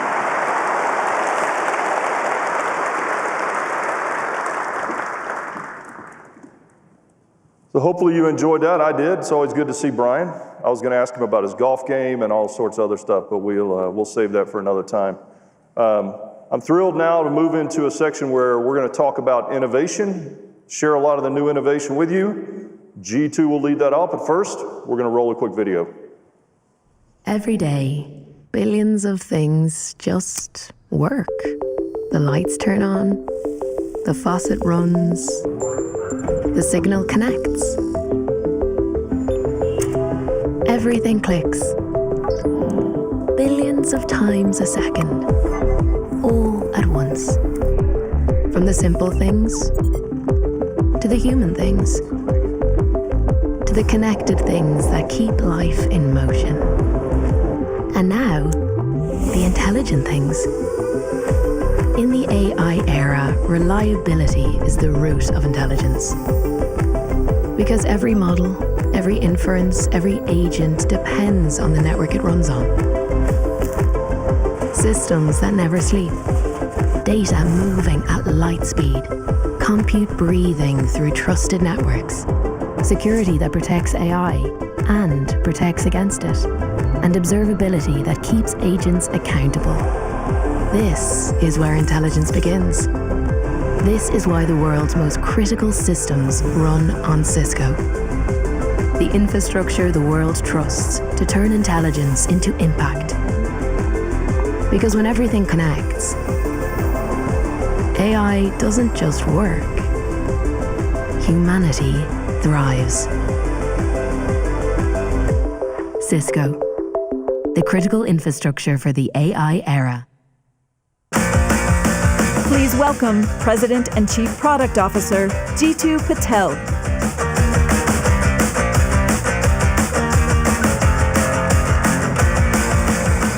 Good morning. How's everyone doing?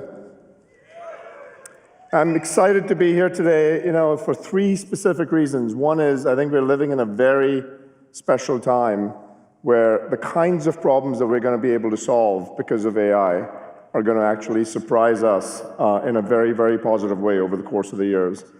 Number two, I'm really excited because the class of innovation and the tempo with which with the team has innovated for you is something that I'm super excited to share with you. In fact, we have so much innovation that we had to break this session into two parts, one that we're going to do today, one that we're going to do tomorrow.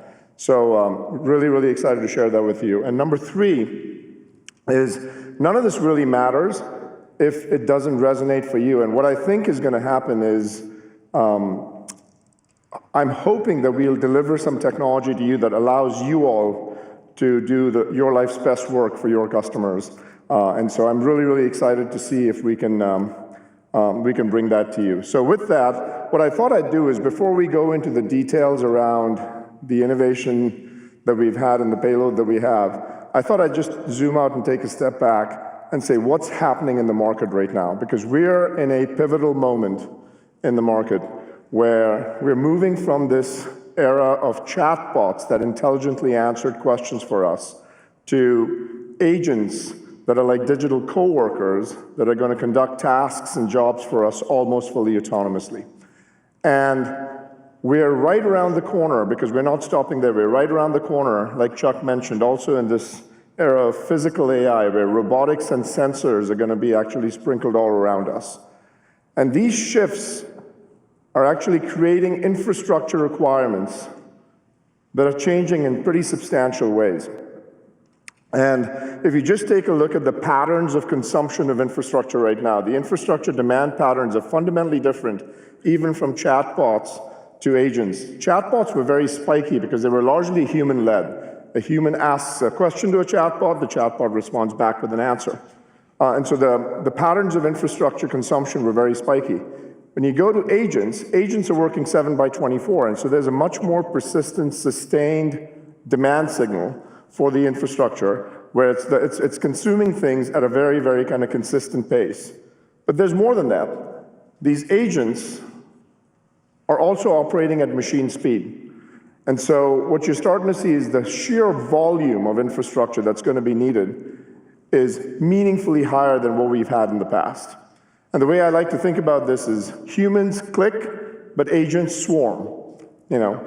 And so this demand that we're seeing, interestingly enough, is not just confined to data centers, it's also confined to the workplace. In fact, what you're starting to see as a pattern right now that's really interesting is you'll have these Mac Minis or Mac Studios that people will have, and they'll be sitting right by their desk. In fact, there's a whole new category emerging of desk-side computing, right? Where you have these Mac Minis that are sitting by your desk, and what you're essentially doing is having hundreds of agents that are on that Mac Mini that are starting to work on your behalf. And what this allows you to do is solve problems with these agents who become teammates for you as digital coworkers. And it's not just one Mac Mini or one desk-side computer, it's actually thousands of desk-side computers, because everyone's going to have one of these by their desk at some point in time. And as you have tens of thousands of these in your workforce, what's that going to mean? It means that you're going to have trillions of agents that are going to be proliferated everywhere, that are working with each other, they're going to be working for us, and that are going to be making sure that they make decisions on our behalf once we start feeling comfortable that we can delegate work to them. Now, what's really interesting about these agents is not just the sheer volume of these agents. What you're also starting to see is these agents are far more consumptive in their patterns of network bandwidth that's going to be needed. So on average, we just recently did a study, every agent generates about 450% more traffic than a human for conducting that same task. So what you're going to start to see is the demand signal is going to be much, much higher, and infrastructure is no longer just something that's bound by compute and memory. It is actually very significantly network bound. And so as a result, what we're seeing right now is we are entering into a massive, what we call networking supercycle. And this networking supercycle is not just upgrades of infrastructure in your data center, which is actually happening at multi-trillion-dollar scale, and that's going to continue for the foreseeable future, but you're also going to start seeing those refreshes of infrastructure and reconfiguration of infrastructure happening in the workplace and happening with service providers. So what we need to make sure that we're doing is getting our organizations effectively prepared that as you have this massive upsurge of agents that are going to be conducting and automating workflows, that we have the right infrastructure that we can provide our business users so that they don't actually get constrained by infrastructure to go out and get the full potential harnessed from AI that they need. Now, this supercycle that we talk about isn't just limited to networking. In fact, we need to fundamentally reimagine security as well. Now, why is that?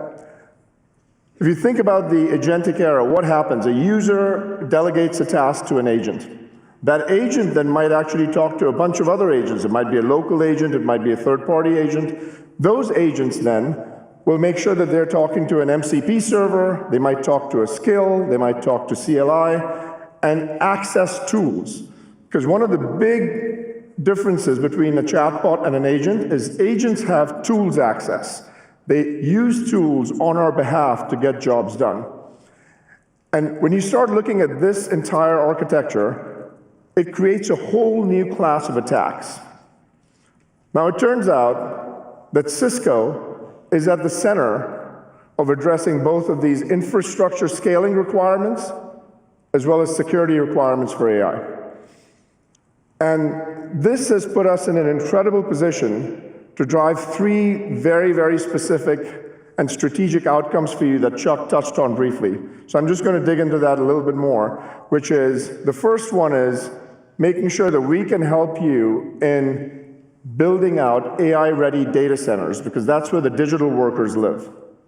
And so the apparatus that you're going to need to make sure that those data centers are operating at the speed and throughput and reliability and security and resilience that's needed, that we make sure that we can make that real. Number two, we want to make sure that we can future-proof the workplaces, because those workplaces are going to be where the human workers are, but you're also going to have agents working in the workplace, and that's going to require an uplift of the infrastructure in the workplace to be agent-ready, to be AI-ready. And by the way, these human workers need to talk to these agents within the data center, and so you're going to need that secure global connectivity fabric. And lastly, all of this is going to be extremely important that it's done in a way that's resilient from an infrastructure standpoint, what we call digital resilience, which is the ability for an organization, when they experience an outage, when they experience a breach, to be able to make sure that they can stand back up right away and not spend an enormous amount of time figuring out what actually happened, but in fact, compress the time to investigation, respond and remediate as quickly as possible, and get to what we need to get to so that the business can be back again and operational. And all of this, we want to make sure that we accelerate with AI. But here's the thing. When you think about the agentic era, it comes down to this one thing, which is every agentic action is going to be a routing challenge, it's going to be a trust decision, and it's going to be a telemetry event. And this is the very reason that we're focused on actually building out this vertically integrated platform that actually starts with the foundation of silicon and optics. And on top of that, what we have is our systems that actually drive the networking. Switches, routers, access points. We have compute, we have data, we have the models, and then we have applications and agents.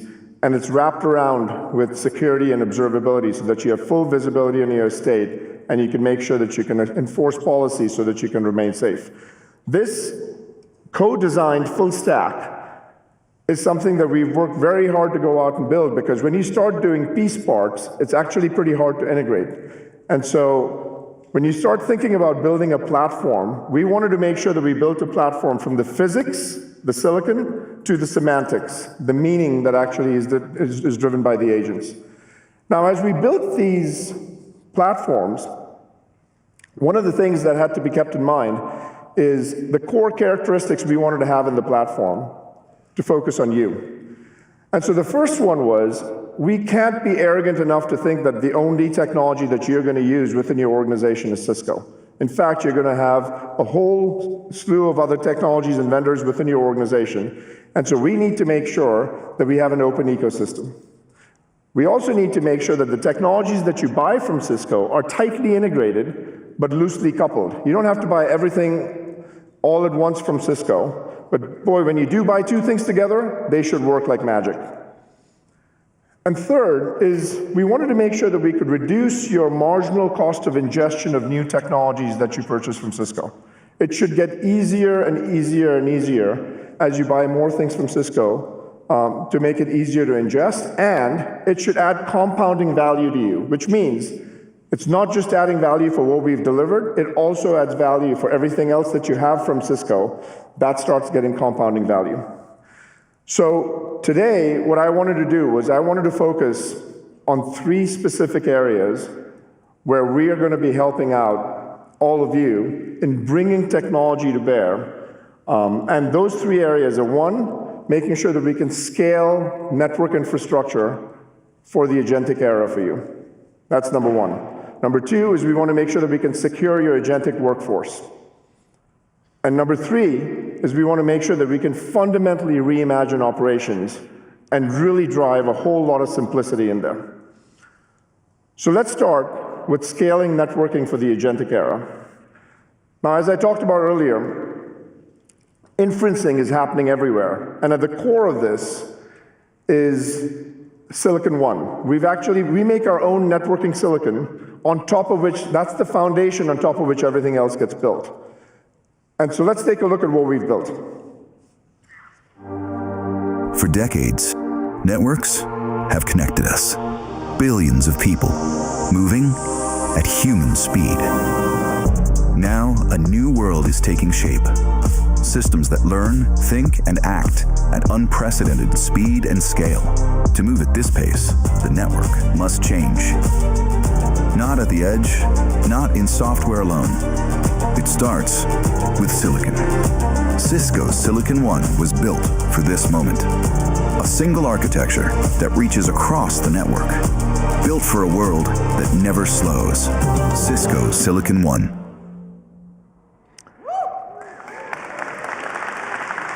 So, thank you. About 10 years ago, and I take no credit for this decision, I wasn't even here. 10 years ago, Chuck and team made a strategic decision, which was, hey, we need to make sure that we get into building our own silicon. And what was set out as a vision was we need to make sure that we have a common architecture across all our chips that go across all of our devices. They have to be high performance, and there has to be programmability that's infused in there. So not every single time where you need to go out and change something or reconfigure something, do you need to do a new tape out of a chip. You can just have programmability be something, and through software you can make some of those changes. Today, I'm delighted to share with you that we've actually got a full family for a continuum of use cases for both data center and the workplace. In fact, I'm holding two chips over here in my hand. This is the G300 chip, which we'll talk about a little bit later, and this is the P200 chip. These two chips, this one is a scale-out chip, and this one is a scale-across chip. And we'll talk about these a little bit later, but these are the foundation of the things that we do to make sure that we can move AI traffic reliably, quickly, and securely within the world. So I'll just leave it over here. Don't let me forget them. They're a few $1,000. So let's start by talking about what these things do in the data center, and then we'll talk about what they do in the workplace. So in the data center, when you start thinking about the data center, Cisco is foundational to the world's data center buildouts. There are $4 to $5 trillion worth of buildouts that are happening right now. There's constant CapEx that's being raised. In fact, we are very fortunate that we actually serve the largest of the largest hyperscalers. We serve neoclouds, we serve sovereign clouds, we serve service providers. And the fact that we serve all of those four entities at very large volumes and scales really helps us make sure that we can bring some of those innovations to the enterprise so that you all can start having the right level of technology built for your data centers as well. Now, one of the key problems that the industry is focused on is this notion of how do you scale up these data centers. And there's three patterns that have emerged. So the first pattern is when you actually have scale up, what they call scale up networking, where you might have racks of servers that are networked together, and that's what you scale up. The second pattern is when a rack itself, which has lots of GPUs, might not be sufficient enough to go out and fulfill the workload, and so what you have is multiple racks that get clustered together within a data center. But now, what you're also starting to see is because of power constraints, because you can only have 80 to 100,000 GPUs typically in a data center, what you're starting to see is this pattern of scale across data centers, where two data centers might be hundreds of kilometers apart, and they actually start operating like one giant computer. And all of these things require very, very sophisticated networking at high volumes. And to address these needs, Cisco has been extremely focused on ultra-high performance scale-out and scale-across solutions. And like I mentioned earlier, here's what we are starting to do with delivering scale-out solutions. And I'm going to start with what the chip is, and then we'll go into the systems. Because the chip is the G300 chip that I showed you earlier. This chip is a revolutionary chip because it has 102.4 terabits of Ethernet switching that's happening. It's a successor to the G200 chip, which had 51 terabits of speed. So this is twice the speed, right? It's a 3 nanometer process node. And here's the crazy part. That chip actually has 250 trillion transistors in it. 246 billion transistors on this 100 square millimeter package that you see, the package substrate. So it's a tremendous piece of computer science problem that's been solved. And it's basically the G300 puts us in the heart of some of the largest AI clusters in the world. And literally, you can't get more performant switch chips in the world today than this one, right? Yep, thank you. And so that chip then gets placed into systems. And so we will have both air-cooled and liquid-cooled variants of systems with the G300 chip. So we have the N9300 system, which is actually focused on enterprises, and we have the Cisco 8100 system, which is focused on hyperscalers, right? And we also have new optics. These are 1.6 terabit pluggable optics and 800 gig linear pluggable optics that make sure that we no longer need just copper. You have photonics that are actually communicating packets at very, very high speeds across clusters within a data center, which is pretty amazing to see. So that's how we're innovating for scale out. Now here's what we're doing to innovate for scale across. For scale across, just like you had the G300 chip, we've actually built the P200 chip. The P200 chip is a 51.2 terabit chip, which can actually process 20 billion packets per second, but it has this specific and special capability, which is deep buffering. And what deep buffering allows you to do is, imagine two data centers that need to act like one logical computer that are 800 kilometers apart from each other. When you send a packet over, you need to make sure that if there's packet loss, you don't have to restart your training run. So what this chip does is it actually has deep buffering capability in it, and it powers new systems that are both 51.2 terabit fixed systems. These are the pizza boxes that can get networked. Or it powers 28.8 terabit modular systems through line cards, right? And basically, this is a chip that is a routing chip. So we have this 8223 fixed router that both runs Sonic operating system as well as iOS XR. And it's got both 400 gig and 800 gig pluggable optics. Now, why am I giving you all this detail? Because these pieces of infrastructure in data centers are really complicated to build. And the GPU is great, but the GPU is no good if it's not networked. And what we are doing is not just networking the GPU within a data center, we are now starting to network data centers across from each other so that they can act as one logical unit. So that's what the scale-out solutions are for the agentic era. Now we're also partnering with NVIDIA on a number of fronts. And so we started with the Cisco Secure AI Factory with NVIDIA, which is a reference architecture. We now have our switches that are fully integrated in the NVIDIA Spectrum X architecture. And what this means is that our switches work with NVIDIA's NICs to deliver low latency and intra-cluster communication at very, very fast speeds, right? And then what we also have is NVIDIA silicon that also gets used in Cisco's chips. So one of the things we want to do is we want to make sure that we continue to stay very open in the market. And we want to have the full stack that's well integrated, but we also want to use what else is there in the market from others. And so that's some of what we're doing in data centers. But as we discussed earlier, it's not just about data centers. We want to make sure that we fundamentally think about reimagining the workplace for networking as well. And so in the workplace, I'm going to take a break for a sip of water. There's a lot over here. I didn't realize my mouth will be so dry. Chuck, you got a joke? Thank you. All right, so essentially we need to make sure that we can fundamentally reimagine the workplace as well. And this is something that's not been that obvious to people so far. Most people thought that AI would be largely conducted in the data centers, but what you're now starting to see is the traffic patterns are going to start increasing in the workplace as well.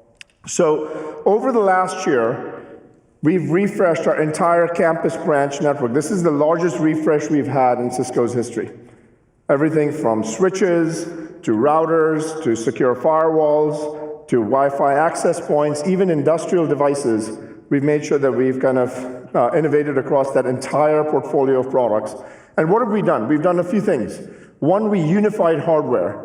So one of the things that was always asked was, rather than having different brands that were actually hard to manage, what we now have is a unified brand of hardware between Catalyst and Meraki. We have unified software for managing these, and we've got unified management. And today, we are continuing that momentum. And so what you'll see over here is we will have new smart switches, we'll have new routers, we're going to have new premium outdoor Wi-Fi systems, but the one that I'm particularly excited about, specifically in the era that we're going into, is the Cisco 9550. This is the most powerful core switch we've ever created. Now, why is it important? Because there's two classes of switches, and there's a lot of emphasis that's placed on access switches, and we've actually built a bunch of access switches, but the core becomes the backbone, and for agentic workloads, when you actually need to make sure that you have high volumes of workloads, if you don't have a strong backbone, then that becomes the bottleneck of your network. And the 9550 is one of those most powerful kind of switches that we've built for the core. And all of this is designed to be quantum safe. Now, what we want to do is make sure that as we upgrade this infrastructure, it's not just about upgrading the infrastructure. We also want to keep innovating so that your infrastructure is protected in this new AI-powered world of attacks. Right? Because Chuck talked about this, mythos is a true phenomenon. In fact, we are living in what we like to think about as a post-mythos world, where the security must be actually fused and baked into the network. And models like Mythos really show how bad actors can actually compress the time, where from the time that you announce a vulnerability to the time that an exploit happens is now a matter of minutes, if not seconds. So you have to make sure that there's a systematic way in society to address this challenge. And so how do we help address this challenge? There's two specific areas that I'm going to give you as examples of what we're doing to address the challenge. One of them is, of course, the basics are going to happen. We will make sure that if there's patching that needs to be done, we will provide, kind of very regular patches so that you all can patch that. But that's a very tactical problem. What we need to also do is make sure that we can have some more strategic areas that we can work on with Mythos. So the first area is this notion of vulnerability shielding. And what that does is, because the patch cycle is going to get more and more frequent, but sometimes you might not have the ability to patch as quickly as you'd like to, we need to make sure that we provide you mechanisms of what you do in between patch cycles. And so we now have this product called Live Protect, where you can now have compensating controls that can be applied in between patch cycles. We'll talk a lot more about that tomorrow. And then the second area is this notion of exploit containment. And what I mean by exploit containment is you want to make sure that you can stop lateral movement through your hybrid mesh firewall within your estate, because you have to assume at this point that the bad actors have already infiltrated your network. But what you want to do is prevent lateral movement and intercept it whenever there's actually behavior that's starting to seem anomalous. And hybrid mesh firewall gives you this kind of ability to sprinkle enforcement points for security across your entire fabric of the network. And you'll see, demos of this later tomorrow. So what are we doing basically to help you scale and protect your networks with AI? The way to think about this is not only do you need to make sure that you have the scaling of the network with agentic AI, but you also need to make sure that you secure your agentic workforce. One of the biggest challenges people have with agents right now is they don't trust them. And if you don't trust them, you're not going to delegate work to them to use them. And so what do we need to do to make sure that we feel good about trusting them? And the reality is these agents are going to be everywhere. And so there's three things that we feel need to happen to secure these agents. The first one is we have to make sure that we protect these agents from the outside world. There are going to be bad actors, there are going to be adversaries that'll try to have prompt injection attacks on agents, that'll try to make sure that they can data poison the agents so that they can alter the agent's behavior. We want to make sure that we don't have that happen. That's number one. Number two, we want to make sure that we can protect the world from agents, because these agents will oftentimes start behaving in ways that you don't want it to behave. And so you want to make sure that when that happens, you can intercept and give them guardrails. The way I think about agents is they're kind of like teenagers. You know, they're supremely intelligent, but they have no fear of consequence.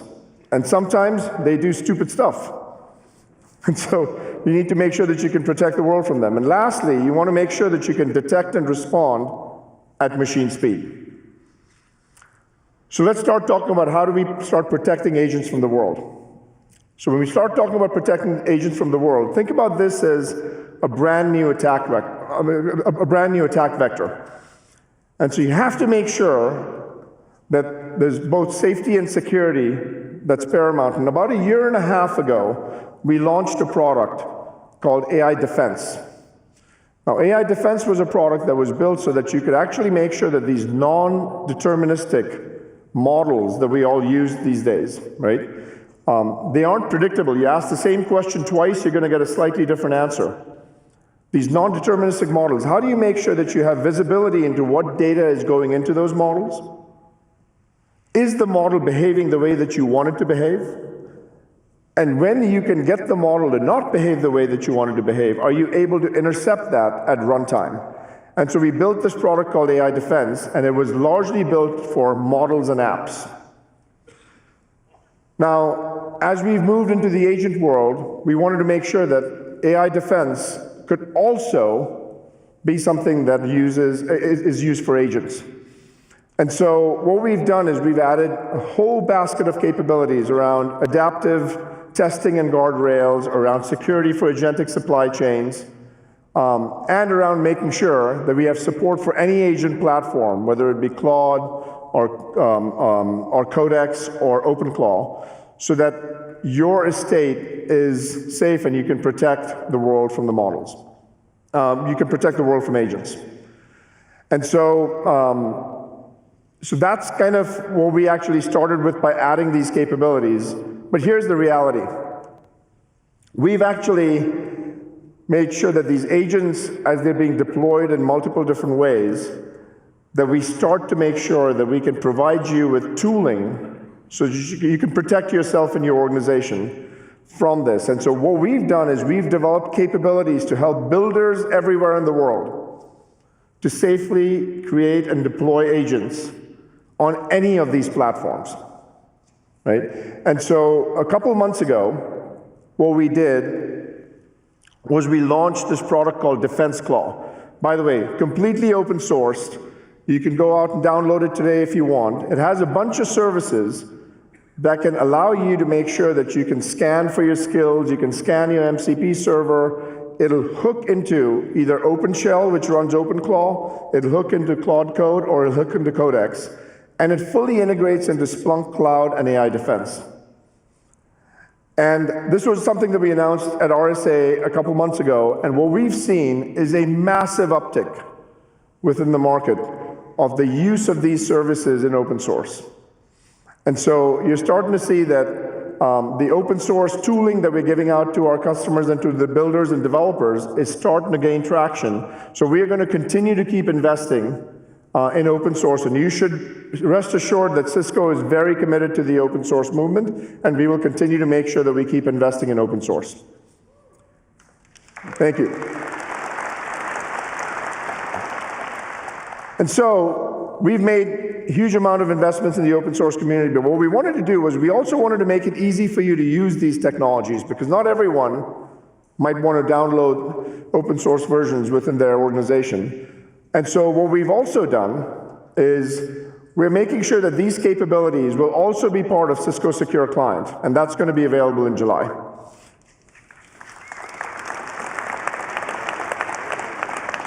So now let's talk about protecting the world from agents.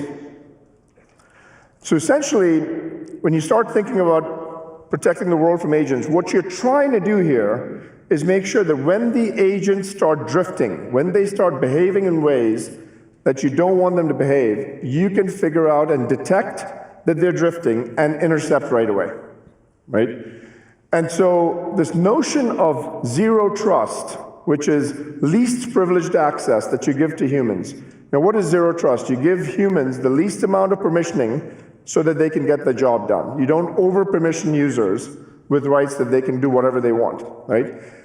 That zero trust for humans has always been focused on you have to prove your identity, and we have to make sure that we can then verify that we trust you as a user and then allow you to do the things that we need you to do.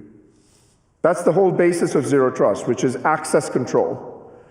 As you move into the agentic world, we have to move from just plain access control to action control.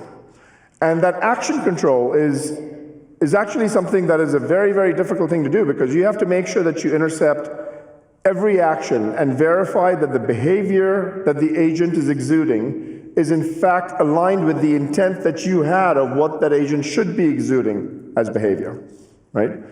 And then you need to be able to control that agent. So what we've done with zero trust is we've moved from access control to action control. And the question is, what needs to be done to make this happen? And there's three things that need to be done to make this happen. Number one, you have to know the identity of every agent within your organization that's running. Number two, you need to make sure that you can authorize every action of every agent that's running. And number three, we have to be able to adapt to risk that might emerge from the behavior of agents in near real time. And so what we've done is we've actually focused an enormous amount over the course of the past year in ensuring that we've got all kinds of capabilities that we've made available to you for agent security. And everything from discovering the agent, everything from being able to safely delegate work to an agent, to having the right level of MCP gateways and LLM gateways so that you have some way to intercept a request before it goes to these different tools. All of those pieces are starting to come into play. Now, a big area for this that's foundational in agentic security is also the identity of the agent. And specifically identity of the non-human identity. So a few weeks ago, we made an announcement that we're going to have an intent to acquire a company called Astrix. And Astrix is a pioneer and invented non-human identity. And you should expect us to be very committed to making sure that every machine, every service, every agent within your organization will have an identity apparatus from Cisco that we will be able to provide to you. We're really excited about this acquisition. It's not closed yet, but we're very excited about the possibilities that that'll have. So with that, that's what we're doing basically to protect the world from agents. Third is, what do we do to make sure that we operate at machine speed and scale? And when you really start thinking about this deeply, here's the challenge at hand. You know, data is the key for defending at machine speed and scale. We have a lot of telemetry within our organizations, we have a lot of data, and that's something that we have to understand well to be able to defect. Because what you need to do is you need to understand baseline behavior, you need to detect abnormalities, and then you need to make sure you connect the dots. And that's why we recently announced Cisco Data Fabric.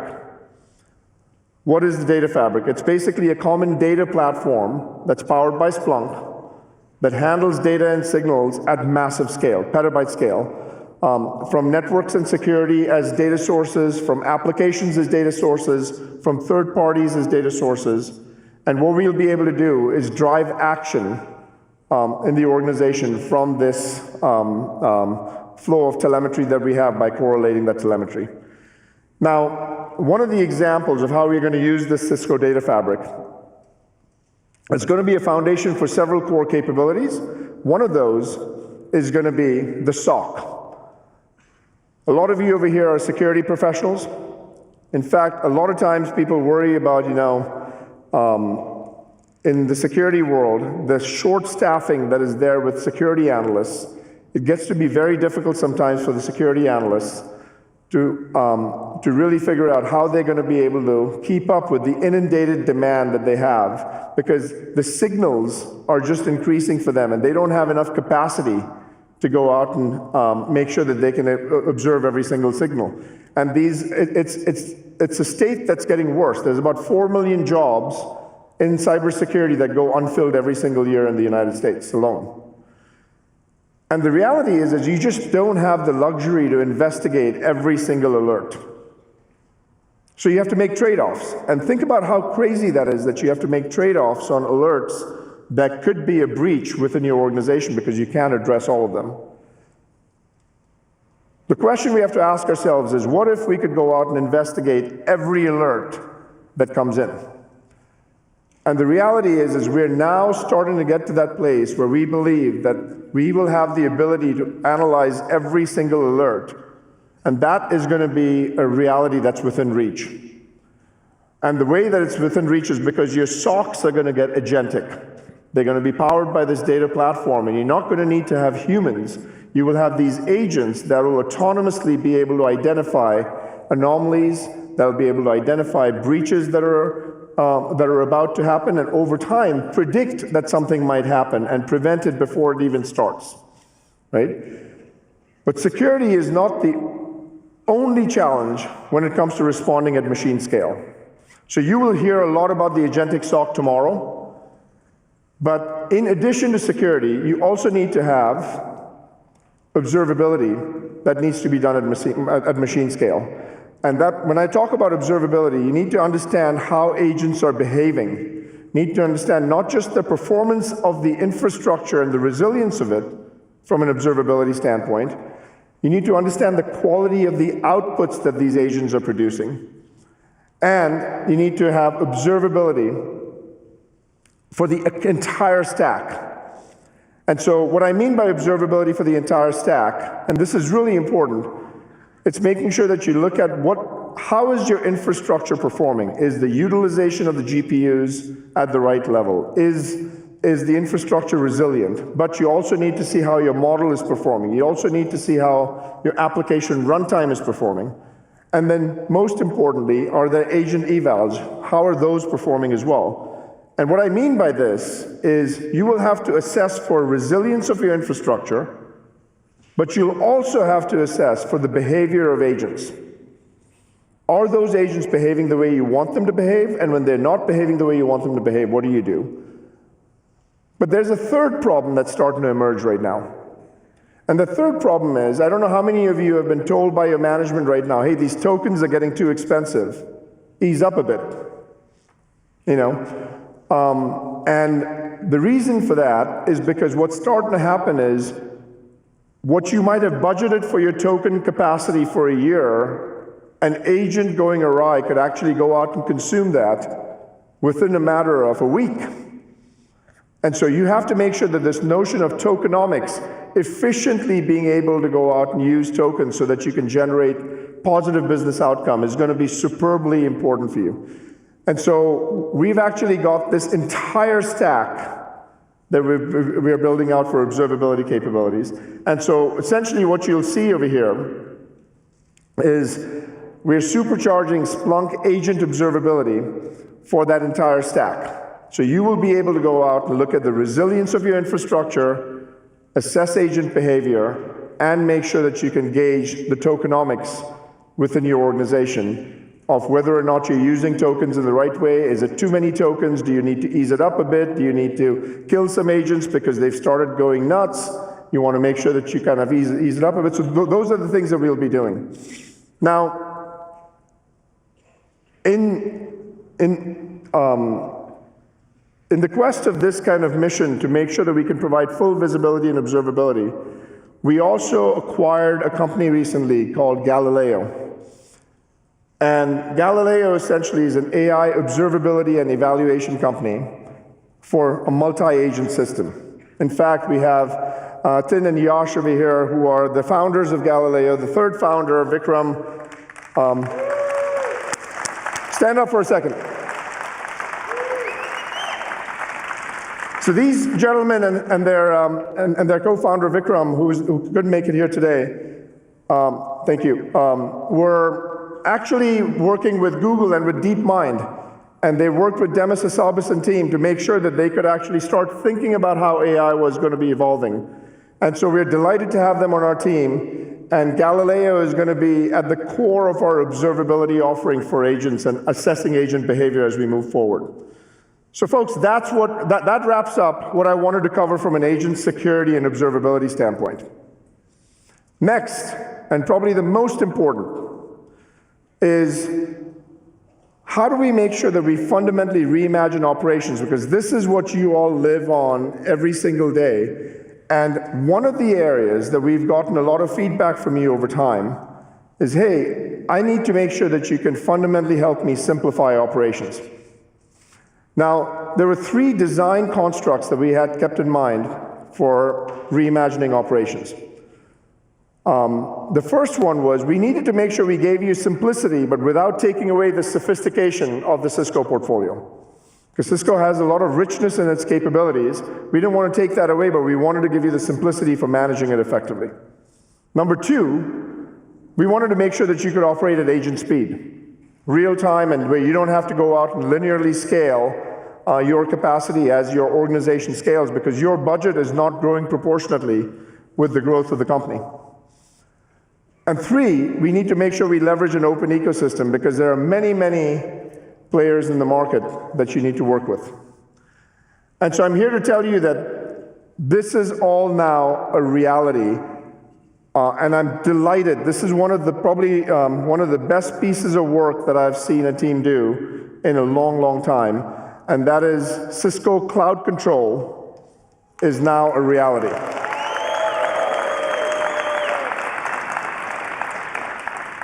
And for those of you that don't know, here's what Cloud Control is about. Cloud Control basically is, at its core, simplicity without losing the sophistication of Cisco. And so what we've tried to do is say all the products that you know from Cisco and love, literally all the products that you know from Cisco and love, will be managed from Cisco Cloud Control. Okay. I thought you guys would get revved up about this. This is pretty cool. And so what this allows you to do is it basically allows you to operate at agent speed, right? This is going to be available, by the way, in controlled availability in the United States today. We've already got customers that are using this. You'll hear from a customer a little bit later, and we'll show you a demo. But it's now in the US, and we'll actually take it out globally to the rest of the world as well. So this one, it allows you to operate with simplicity without losing sophistication. Number 2, it allows you to operate at agent speed. What does that mean? It means that you will be able to make sure that for things like troubleshooting, for things like debugging, you will be able to have cross-domain telemetry that can be correlated. What I mean by cross-domain telemetry is if you've got a configuration issue, or let's say you have a user issue and you want to know where that issue is originating from, you will be able to correlate telemetry from the network and security and come up with an insight by looking at those 2 different domains. Second, we will have purpose-built models that we have built. We've built models for networking. We call it the deep network model. We've built models for security. We call it the foundation security model. And we've built models for time series data, which is the time series model. And so we built purpose-built models, and we are investing very heavily in AI research to make sure that networking becomes a fully automated AI-based kind of system. And third, we're going to have these trusted agents. And the operative word is trusted agents. That'll be able to go out, monitor the entire network, and be able to be working on your behalf. But the reality is these agents are Cisco agents, and we know that you might want agents sometimes from other vendors. And one of the big pieces of feedback we got with cloud control was, hey, this is great that you're doing it for your systems. What about other systems?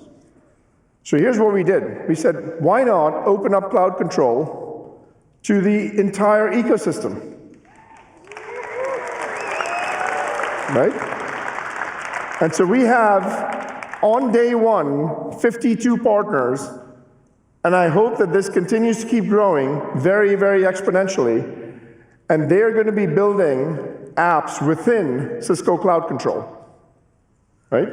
You will have a marketplace, and you will be able to make sure that you can publish applications that are built within Cisco Cloud Control. And these are not just companies.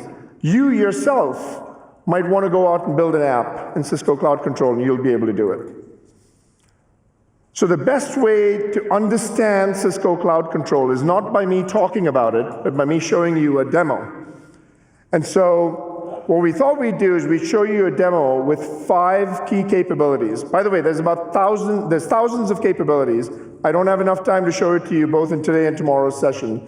But there's one thing you should keep in mind. Every single demo you see at Cisco Live will originate from Cisco Cloud Control. How bonkers is that? The entire portfolio will start from Cisco Cloud Control, right?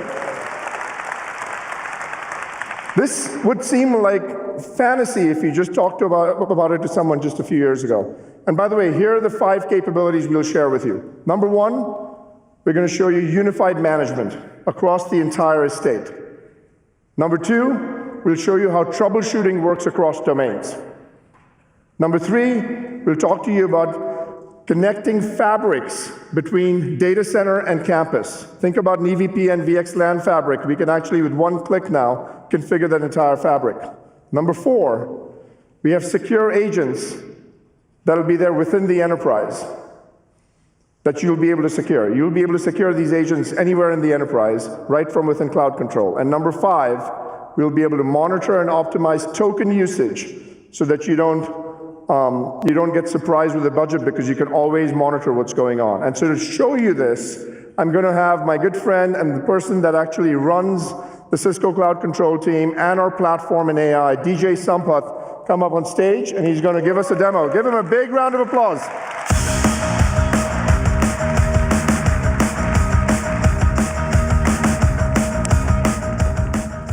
All right, DJ, so I've built you up over here, buddy, so what are you going to show us? G2, one of the interesting things is every time I come to Vegas, I end up signing up to do a live demo. And here I am. It's a test of intelligence on stage, but I'm glad you're doing it. All right, okay. So let's dig in. If you mind putting it up, there you go, perfect. So this is Cisco Cloud Control. Now, if you've used ChatGPT or Gemini or Claude, this should instantly look very familiar to you.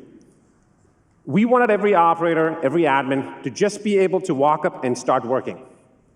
Now, I'm going to hit this grid over here on top, and what you're going to see here is how Cloud Control organizes itself.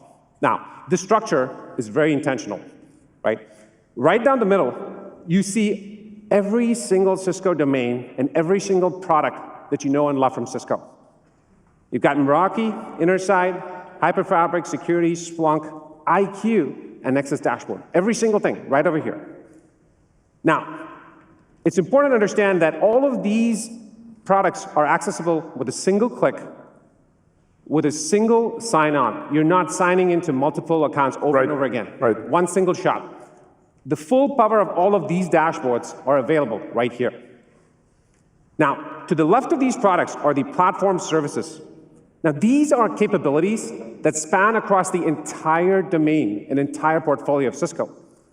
For example, inventory is able to show you every single asset inside of your infrastructure. Your firewalls, your switches, your routers, your collaboration devices, all in one place. And topology shows you how all of these devices are connected. You can now zoom in and see a lot of details in whatever granularity that you want. And this is, by the way, all devices. This is not just one family of devices. This is the entire estate of devices you might have from Cisco. That is exactly right. And then you'll see back towards the right over here are these apps. These apps are bespoke experiences that are built for very specific use cases that, again, can potentially cut across different domains and go even beyond just Cisco products. But we'll come back to this in a second. So what did we just see? So we saw how we're bringing all of these domains together. We saw how we're introducing platform services and how we're unifying experiences that cut across these domains. That was the first set of capabilities. Now, Jeetu, earlier, we were talking about how your phone wasn't connecting to the network. Now, what I'm going to do is... By the way, anyone that questions Cisco being an AI native company, that screen should tell you everything that you need to know about Cisco. We start from humans being able to talk in natural language to your infrastructure. That's exactly right. Yeah. And that's what I'm going to do right now. I'm going to show you a simple example where I ask it a question. Why isn't Jeetu's phone connecting to the network? We were actually talking about this backstage. That's right. And the interesting part is this, right? We're not necessarily, I'm not here opening up a network tool. I didn't file a ticket, oops. And the interesting part about doing a live demo is sometimes I'm going to have to do it one more time. There you go. I didn't actually ping a bunch of folks. I didn't raise a ticket. I just asked. And then right away, I got a response back from Cloud Control that said, hey, listen, there might actually be a widespread network issue that's going on. And I might have to do something a little bit more. I might have to do some digging over here. So what I'm going to do over here is I am going to take this in a canvas by clicking this simple button over here. And if you remember, Canvas is where you and your team work alongside agents to be able to solve and debug problems, right? So here the assistant noted that maybe I should take a look at the network topology. Right? Now, if you've used Codex or Cloud Code, you have these fancy slash commands. Right. We said, you know what, we're going to put those inside of Cloud Control, inside of the Canvas product. So with the slash command, I'm going to go ahead and say, okay, show me the local network topology. Jeetu, something really cool is happening here where you'll notice that it actually triggered the topology agent. Now, so it's basically turning on all these different agents and kind of putting them to work. Absolutely. It's a multi-agent system that is being orchestrated. And right now, the topology agent just came back with a really nice view of the entire topology, and it tells me what might actually be going on. Take a look at this. Using generative UI, it tells me now that these access points are offline, and they're unable to reach the controller because the controller is remote across a VPN. Now, to be able to get deeper into this, I'm going to go ahead and start investigating this Catalyst controller by clicking on this very simple button that says, hey, send this information to the canvas. You'll notice right away that this has caused the troubleshooting agent to start going in deeper. Now, this is where we're using the purpose-built models. The deep network model, the foundation sec model, they're all working in tandem to be able to come back and tell us exactly what's going on. So now you have a detailed view of exactly what might be going on. So what seemed like the access points not working was just a symptom. What's really going on here seems like it might be something happening with the firewall. Which, by the way, would be so hard to detect if you were to go out and look at the networking access points only, because by the time you get those things troubleshooted, it might take you, a few days, or a few hours at least. That's exactly right. Yeah. And so a lot of times these are configuration problems as well. There may be nothing wrong with the devices, but it may just be configured slightly differently. Yeah. So what I did over here was say, hey, go ahead, start investigating what's happening with the firewall deployment. And you'll notice something really cool happening here, which is we just shifted domains. We went from networking to security without logging into different dashboards. An agent just triggered this, and now you see that I have a view of what might be actually going on. I'm going to reduce the size of this window so you all can see this. You'll notice here that the site-to-site VPN tunnel is actually down. And the reason why it's down is because it turns out it's missing an OSPF route exchange.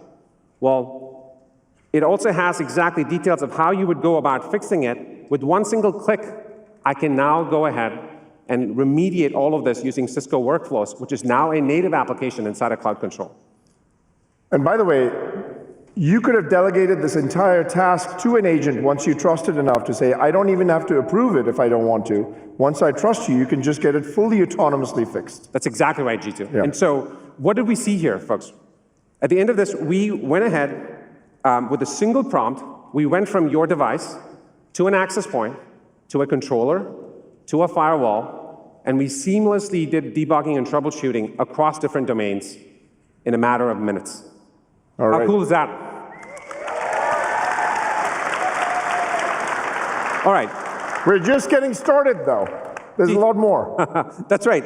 And Jeetu, one of the things that you were mentioning earlier was... so what you've shown so far is you've shown unified management and you've shown cross-domain... troubleshooting. And troubleshooting and debugging. Right. So now we're switching gears to be able to start talking about how are we going to connect campus and data centers together, right? You talked about Mac minis that are going to run tens, if not hundreds of agents, right? So say, for instance, you've got codecs that you're running inside a Mac mini, and you want this codecs to be able to access your source code that's running inside of your data center. Now, this is proprietary stuff, right? So you want to make sure that you're connecting these two things together. Now, here's the thing. This is a pretty complicated step. Normally, this means you're spinning up a project, you're filing tickets, it's going to take forever to be able to go out and do this. You know what we did? We built a simple app for this. I'm going to click into this app called Unified Cisco Fabric. I'm going to go ahead and create a fabric connection between a data center and between my site. And I'm going to say, hey, listen, I want to put a firewall in between this. And with a single click, you're going to see that the agents start to kick in, and they're going to go ahead and provision a complete topology that allows you to connect your campus to your data center. To your data center. Folks, it just took minutes to be able to do this. All right, now that we've done this, the next big thing that's going to happen is you're going to see agents are going to be running everywhere, running in your campus or running in your data center. The thing that you talked about was how do we make sure that these agents are trusted? Right. This is a big topic, right? And you want to know exactly what the agent is doing, what can it access, and where is it allowed to go. Now, to be able to give you that visibility, you know what we did? We built an app for that. Here's an app called Agentic Security. You'll notice here that we are bringing together a number of different types of technologies. We're bringing together zero trust network access, identity intelligence, and all of the AI guardrails to be able to give you complete visibility into where these agents are running. I'm going to pop this out just a little bit, the screen, so you can see it. You can see exactly where the agents are running. You can see what applications it's accessing. And on top of that, we've seamlessly fused this with the identities of these agents, which becomes really important. And now you know if an agent's sort of acting up, you instantly have the ability to see it right here. Now, let me give you another view of this. We can actually go directly into the actions that each one of these agents are taking. If it's submitting pull requests, if it's searching, if it's creating a PR, you can now see the entire life cycle of the agent actions. Of the agents, yeah. And finally, you also have the ability to enforce policies. Say that you want to limit the codex access exclusively to engineers. It's no longer setting up and doing a lot of changing dials. It's simply a natural language command, and it creates the entire policy, a mesh policy, which can be enforced pretty much anywhere.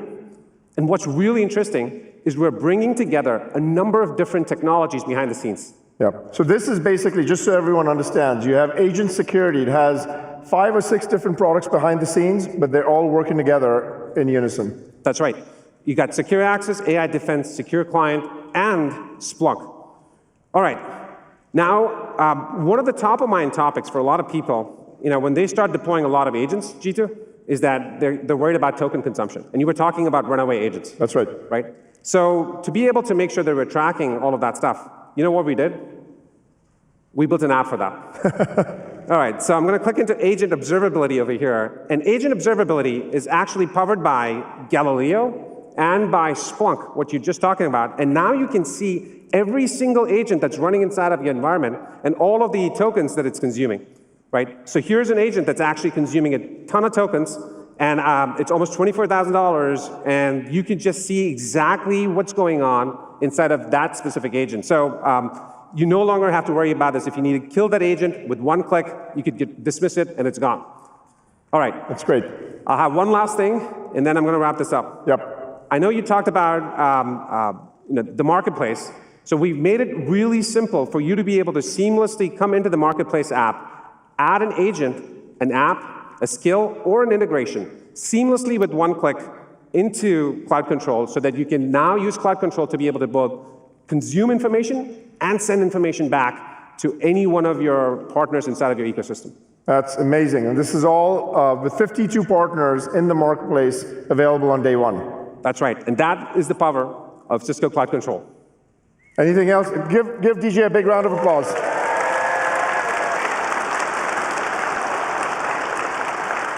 Anything else you want to cover?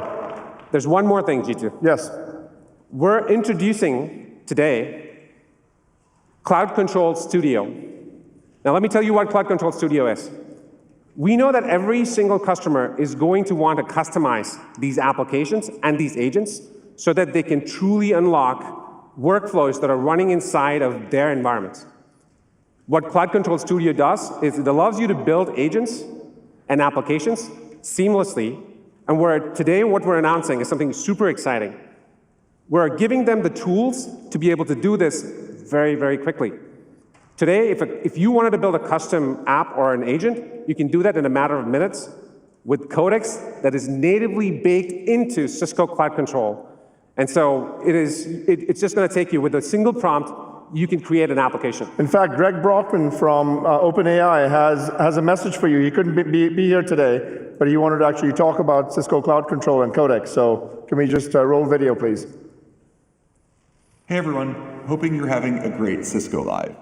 Cisco and OpenAI have been working together closely for over a year, and it's been incredible to see what the teams are building. At OpenAI, we know firsthand that infrastructure is the foundation for everything else.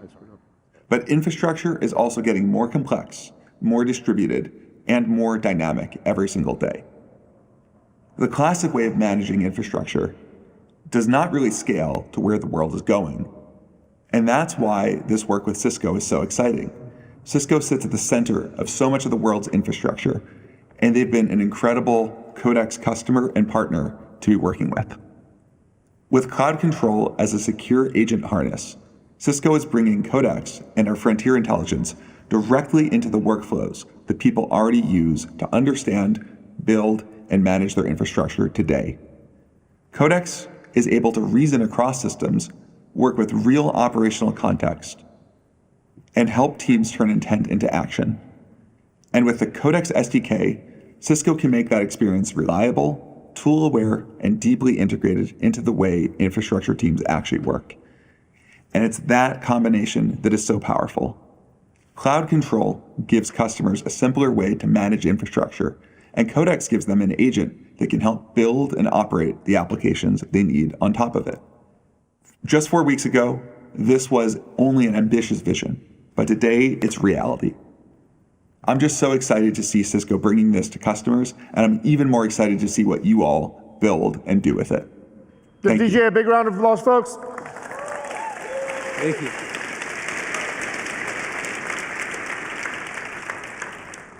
My apologies, we're running a little bit over, but I have a guest that I want to make sure that we actually have a dialogue with.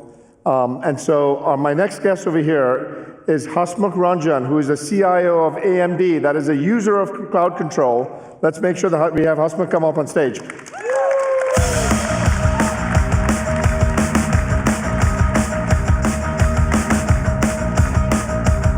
How are you? I'm doing well. Okay, so Hasmukh, talk to us about the problems that you're trying to solve in the industry today. Yeah, no, I think like everybody else in this audience, we are deploying agents. We are deploying agents to make sure that we address complex workflows inside of AMD. And for that, we see some of the things that are happening in the industry, which is a lot of focus on data. We are focused on data and making sure that we have data in the right place. Change management is another big topic. We want to make sure that every employee around the world is trained and that's happening in the industry as well. And then how do we take all those things and make sure that we operate in a cycle with a layer of infrastructure that is abstracted to take advantage of AI at the very high level. And so, Hasmukh, why is tokenomics so important right now, and why is the cost of tokens such a big deal? Yeah, as this is like as enterprises become more and more successful, the cost of deploying AI agents, from all perspective, from efficiency perspective, from performance perspective, and hard dollar perspective, is becoming a topic of discussion and topic of concern because these line items were never in anybody's budget, right? So it's a simple example. If you take a very conservative estimate, if an employee you have trained to leverage AI agents and spends $200 a week through tokens. So if you multiply that, it's about $10,000 a year if you take a 50-week thing. And adds up. For 40,000 employees, that's about $400 million. For 90,000 employees, you're talking about $900 million. That line item never existed a few years back. Yeah. Right? So this is a topic of conversation. This is a topic that you will hear about in many, many forums. And IT guys are naturally designed to optimize setup, and we work to make sure that we take care of that. Now, you've been a longtime champion of Cisco. You sit on our global advisory board. You push us pretty hard. Tell us about your experience working with Cisco. What can we be doing? How are things going? By the way, thank you for adding me to the advisory board. It's a fantastic event. Oliver does a great job in managing that and making sure that we all are heard of in that audience. But look, Cisco, we operate with two different focus areas, one in the operational side and one on the strategic side. Operationally, you talked about Cisco Cloud Control, Defense Cloud. We are using it to make sure our operations become much more smoother than they are so that we can spend our time in AI infrastructure, managing agents, managing tokenomics. Strategically, you are now making it or taking it further and making sure that problems are future, our infrastructure of futures are designed to take advantage of this entire setup. So from that perspective, I feel very, very good working with Cisco. But the most important thing that I have noticed over the past 3 years, and many of the folks in the audience will probably agree with me, is the ability to listen to customers. It's fantastic. Attending a GCAB with Oliver, being here, or being many, many forums, Cisco is listening. And we are working together to solve infrastructure problems for future, which is a great place to be. And that's where I take a lot of pride and happiness in working together as a partner. Yeah, it also reminds me, in early 2000, a book came. Who Says Elephant Can't Dance? A very famous book by Lou Gerstner, right? Yeah. It feels like you guys are dancing and making sure that this entire I hope you're dancing with rhythm. And yeah, so big congratulations to Chuck and management team. It is no surprise that today you guys have crossed $500 billion of market valuation. So big congratulations to all of you to be able to achieve that, right? It takes a lot of effort to be able to get there. Thank you so much. So if you're rolling out agents at AMD, how's it going? What have you learned? How are you using Cisco Cloud Control and all of that? Sure. Tell us quickly what's going on there. As a company, our objective is to build great products. Our objective is to be a thought leader in enterprise AI adoption. And with that in mind, we are making sure that every employee around the world has access to the entire technology platform that we have for the company. In there, we are partnered with Cisco. I think I can very safely tell you that of all the vendors that we deal with, the most engagement that we have from AMD IT is with the Cisco team, because we have a shared goal of open architecture and making sure that we solve infrastructure problems for the future. And that's where I take a lot of pride. So Cisco Cloud Control, Defense Cloud, I think we have partnered together. I don't think DJ likes me as much because of the kind of engagement that we have. You give DJ a lot of feature requests. A lot of feature requests, and he's responding. So Cisco is listening, and Cisco is responding, and that's a great place to be. Hasmukh, thank you for being here. What advice would you have as as we end this to the IT practitioners and your peers in this group? Of course. I have sat in this arena this forum many times in my entire career, right? Every time I would sit here or in different infrastructure forums, one thing that will always be there. Hey, how is IT contributing to the bigger and greater success of an enterprise? In early 2000, there was a forum, or there was a paper written, Does IT Matter? That was the most depressing part of my career because I was attending a forum where they're questioning what we are doing to help an enterprise. Transition from there to today, it's completely different. We talk about infrastructure and hardware is back. One thing that we miss is hardware operators are back as well. This is the best time to be in IT. This is the best time to make sure that we drive the success of AI infrastructure in every enterprise, regardless of where you are in your AI journey. This is a great place to be, and I feel very good to be part of an IT team leading an AI infrastructure. Hasmukh, thank you so much, my friend. Take care. Big round of applause. Let me bring this to close. About 2 years ago, I stood on this stage, and we committed to you that we would be a different company in a year and almost an unrecognizable company in 2 years. Judge for yourself, but in the last year alone, we've actually had new silicon for high-performance switching and routing. We've had converged hardware architecture between campus and branch. We've had unified on-premise and cloud management for data centers. We've had a completely reimagined security stack for agentic AI. We've actually built the world's most advanced and open platform for collaboration. And we're building Cisco Data Fabric powered by Splunk. And today, we're fully revolutionizing operations with Cisco Cloud Control. So I'm hoping that you actually feel that this is a very different company than what it used to be, that we're really honored to be serving you all. And we used to be a collection of products. We're now a fully integrated platform. And that's why we believe that Cisco is the critical infrastructure for the AI era. We couldn't do this without you. We are honored that you take the time out of your days to come over here to join this event. There's a lot more in store for you. Thank you all for being here. We love you. Incredible. Thank you so much to Chuck, to G2, to Brian, to Hasmukh. Fantastic demo there from DJ Sampath. I always love this day one keynote because it sets up the entire week. Everything that we're going to see across the Cisco showcase here in the world of solutions, the conversations that are going to be taking place. We also heard about so many of the fantastic new releases that we're going to touch on throughout the week. Cisco Cloud Control, Cisco IQ. We heard about Astra, non-human identity to secure our organizations here in the era of AI. We touched on Galileo. I am so glad that was brought up, not a surprise, but great that we get that AI observability dive in, and we have the Galileo builders here in the audience with us today. Mythos, I love that Chuck said 90 days ago we were talking memory. Now we are talking Mythos. These are all topics that we're going to hear about again and again and again as we go. So great to have you with us here on the Cisco TV broadcast, coming to you live from Mandalay Bay in Las Vegas. I am Steve Moulter.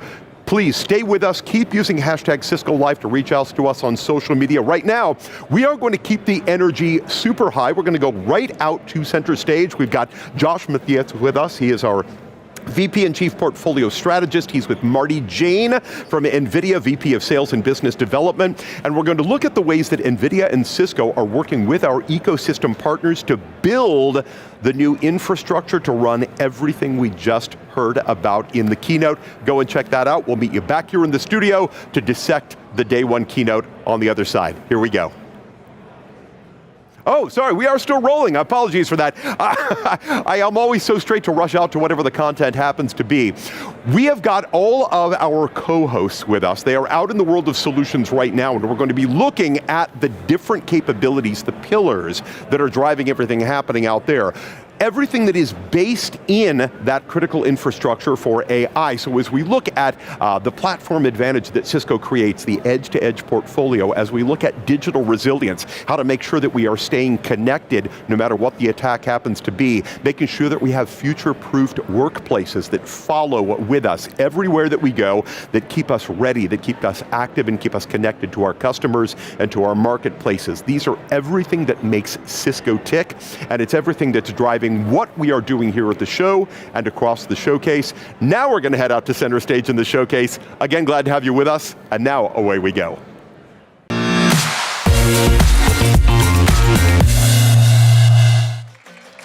Well, thank you. Oh, thanks. Ah, some of you must know me. Thank you. Good morning. I'm so proud to be here. This is the first session and center stage at Cisco Live. Imagine that. It's pretty cool. Thank you for coming. My name is Marty Jain. I manage the Cisco Global Partnership at NVIDIA.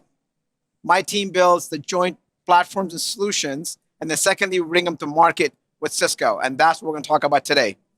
Thanks, Marty. Josh Matthews. I am our Chief Portfolio Strategist at Cisco Systems. Excited to be here with you guys. So Jensen Huang, founder, CEO of NVIDIA, was asked recently, what is AI? And he said, AI is not a model, it's not an application, but it is a 5-layer cake. What did he mean by that? We're going to talk about that today and show you how we're bringing that to market with Cisco. Good? All right. So we see 3 major trends in computing which are driving the need for intense amount of computing in the data center. From left to right, the CPU to GPU transition, the 3 scaling laws, and the need for AI factory. I'll go take one at a time. Oh, there you go. The modern AI revolution was kicked off in 2012 when a group of scientists won the ImageNet competition. How many of you are familiar with the ImageNet competition? Okay, some. ImageNet is about recognizing images out of a database of maybe about 1 million images, and the accuracy rate was about 26%, or the error rate, until these scientists came along and trained a neural network with tons of data to recognize these images, and they won the competition. That set off the stage for AI training, neural networks, GNNs, DNNs, all sorts of AI training and inferencing on GPUs starting in 2012. That was 14 years ago, Josh. Wow. And then came the ChatGPT moment, which really put this in high gear. Yep. Beyond AI training and inferencing, enterprises across the world, across different verticals, across workloads, are accelerating applications on GPUs. Why? Because GPUs can accelerate applications 10 to 100 times. 10 to 100 times. This thing is moving on its own. I'm going to go back. So imagine enterprise wants to do, say, image processing. This was about 8 years ago. We did an experiment. We looked at processing images on a GPU and the same on a CPU. The CPU could process 1 image per second. This is as of 8 years ago. For a comparable GPU, that GPU could process 25 images per second. So now if you need to process 25 images, you can either have 25 servers with a single CPU, or you could have a server with 1 CPU and 1 GPU. You can do the math in your head. Even though a GPU is twice as expensive as a CPU, the number of servers required to do the same workload, processing with the CPU alone, is far worse than what you can do. Imagine the power footprint. Imagine the physical footprint and the cost. This is fundamentally changing the way the world is thinking about accelerating applications. And I have in the bottom a number of verticals that are, oh, this thing keeps really moving. want you on this slide. Is somebody doing this in the back for me? So there's there's a number of the number of articles you see at the bottom where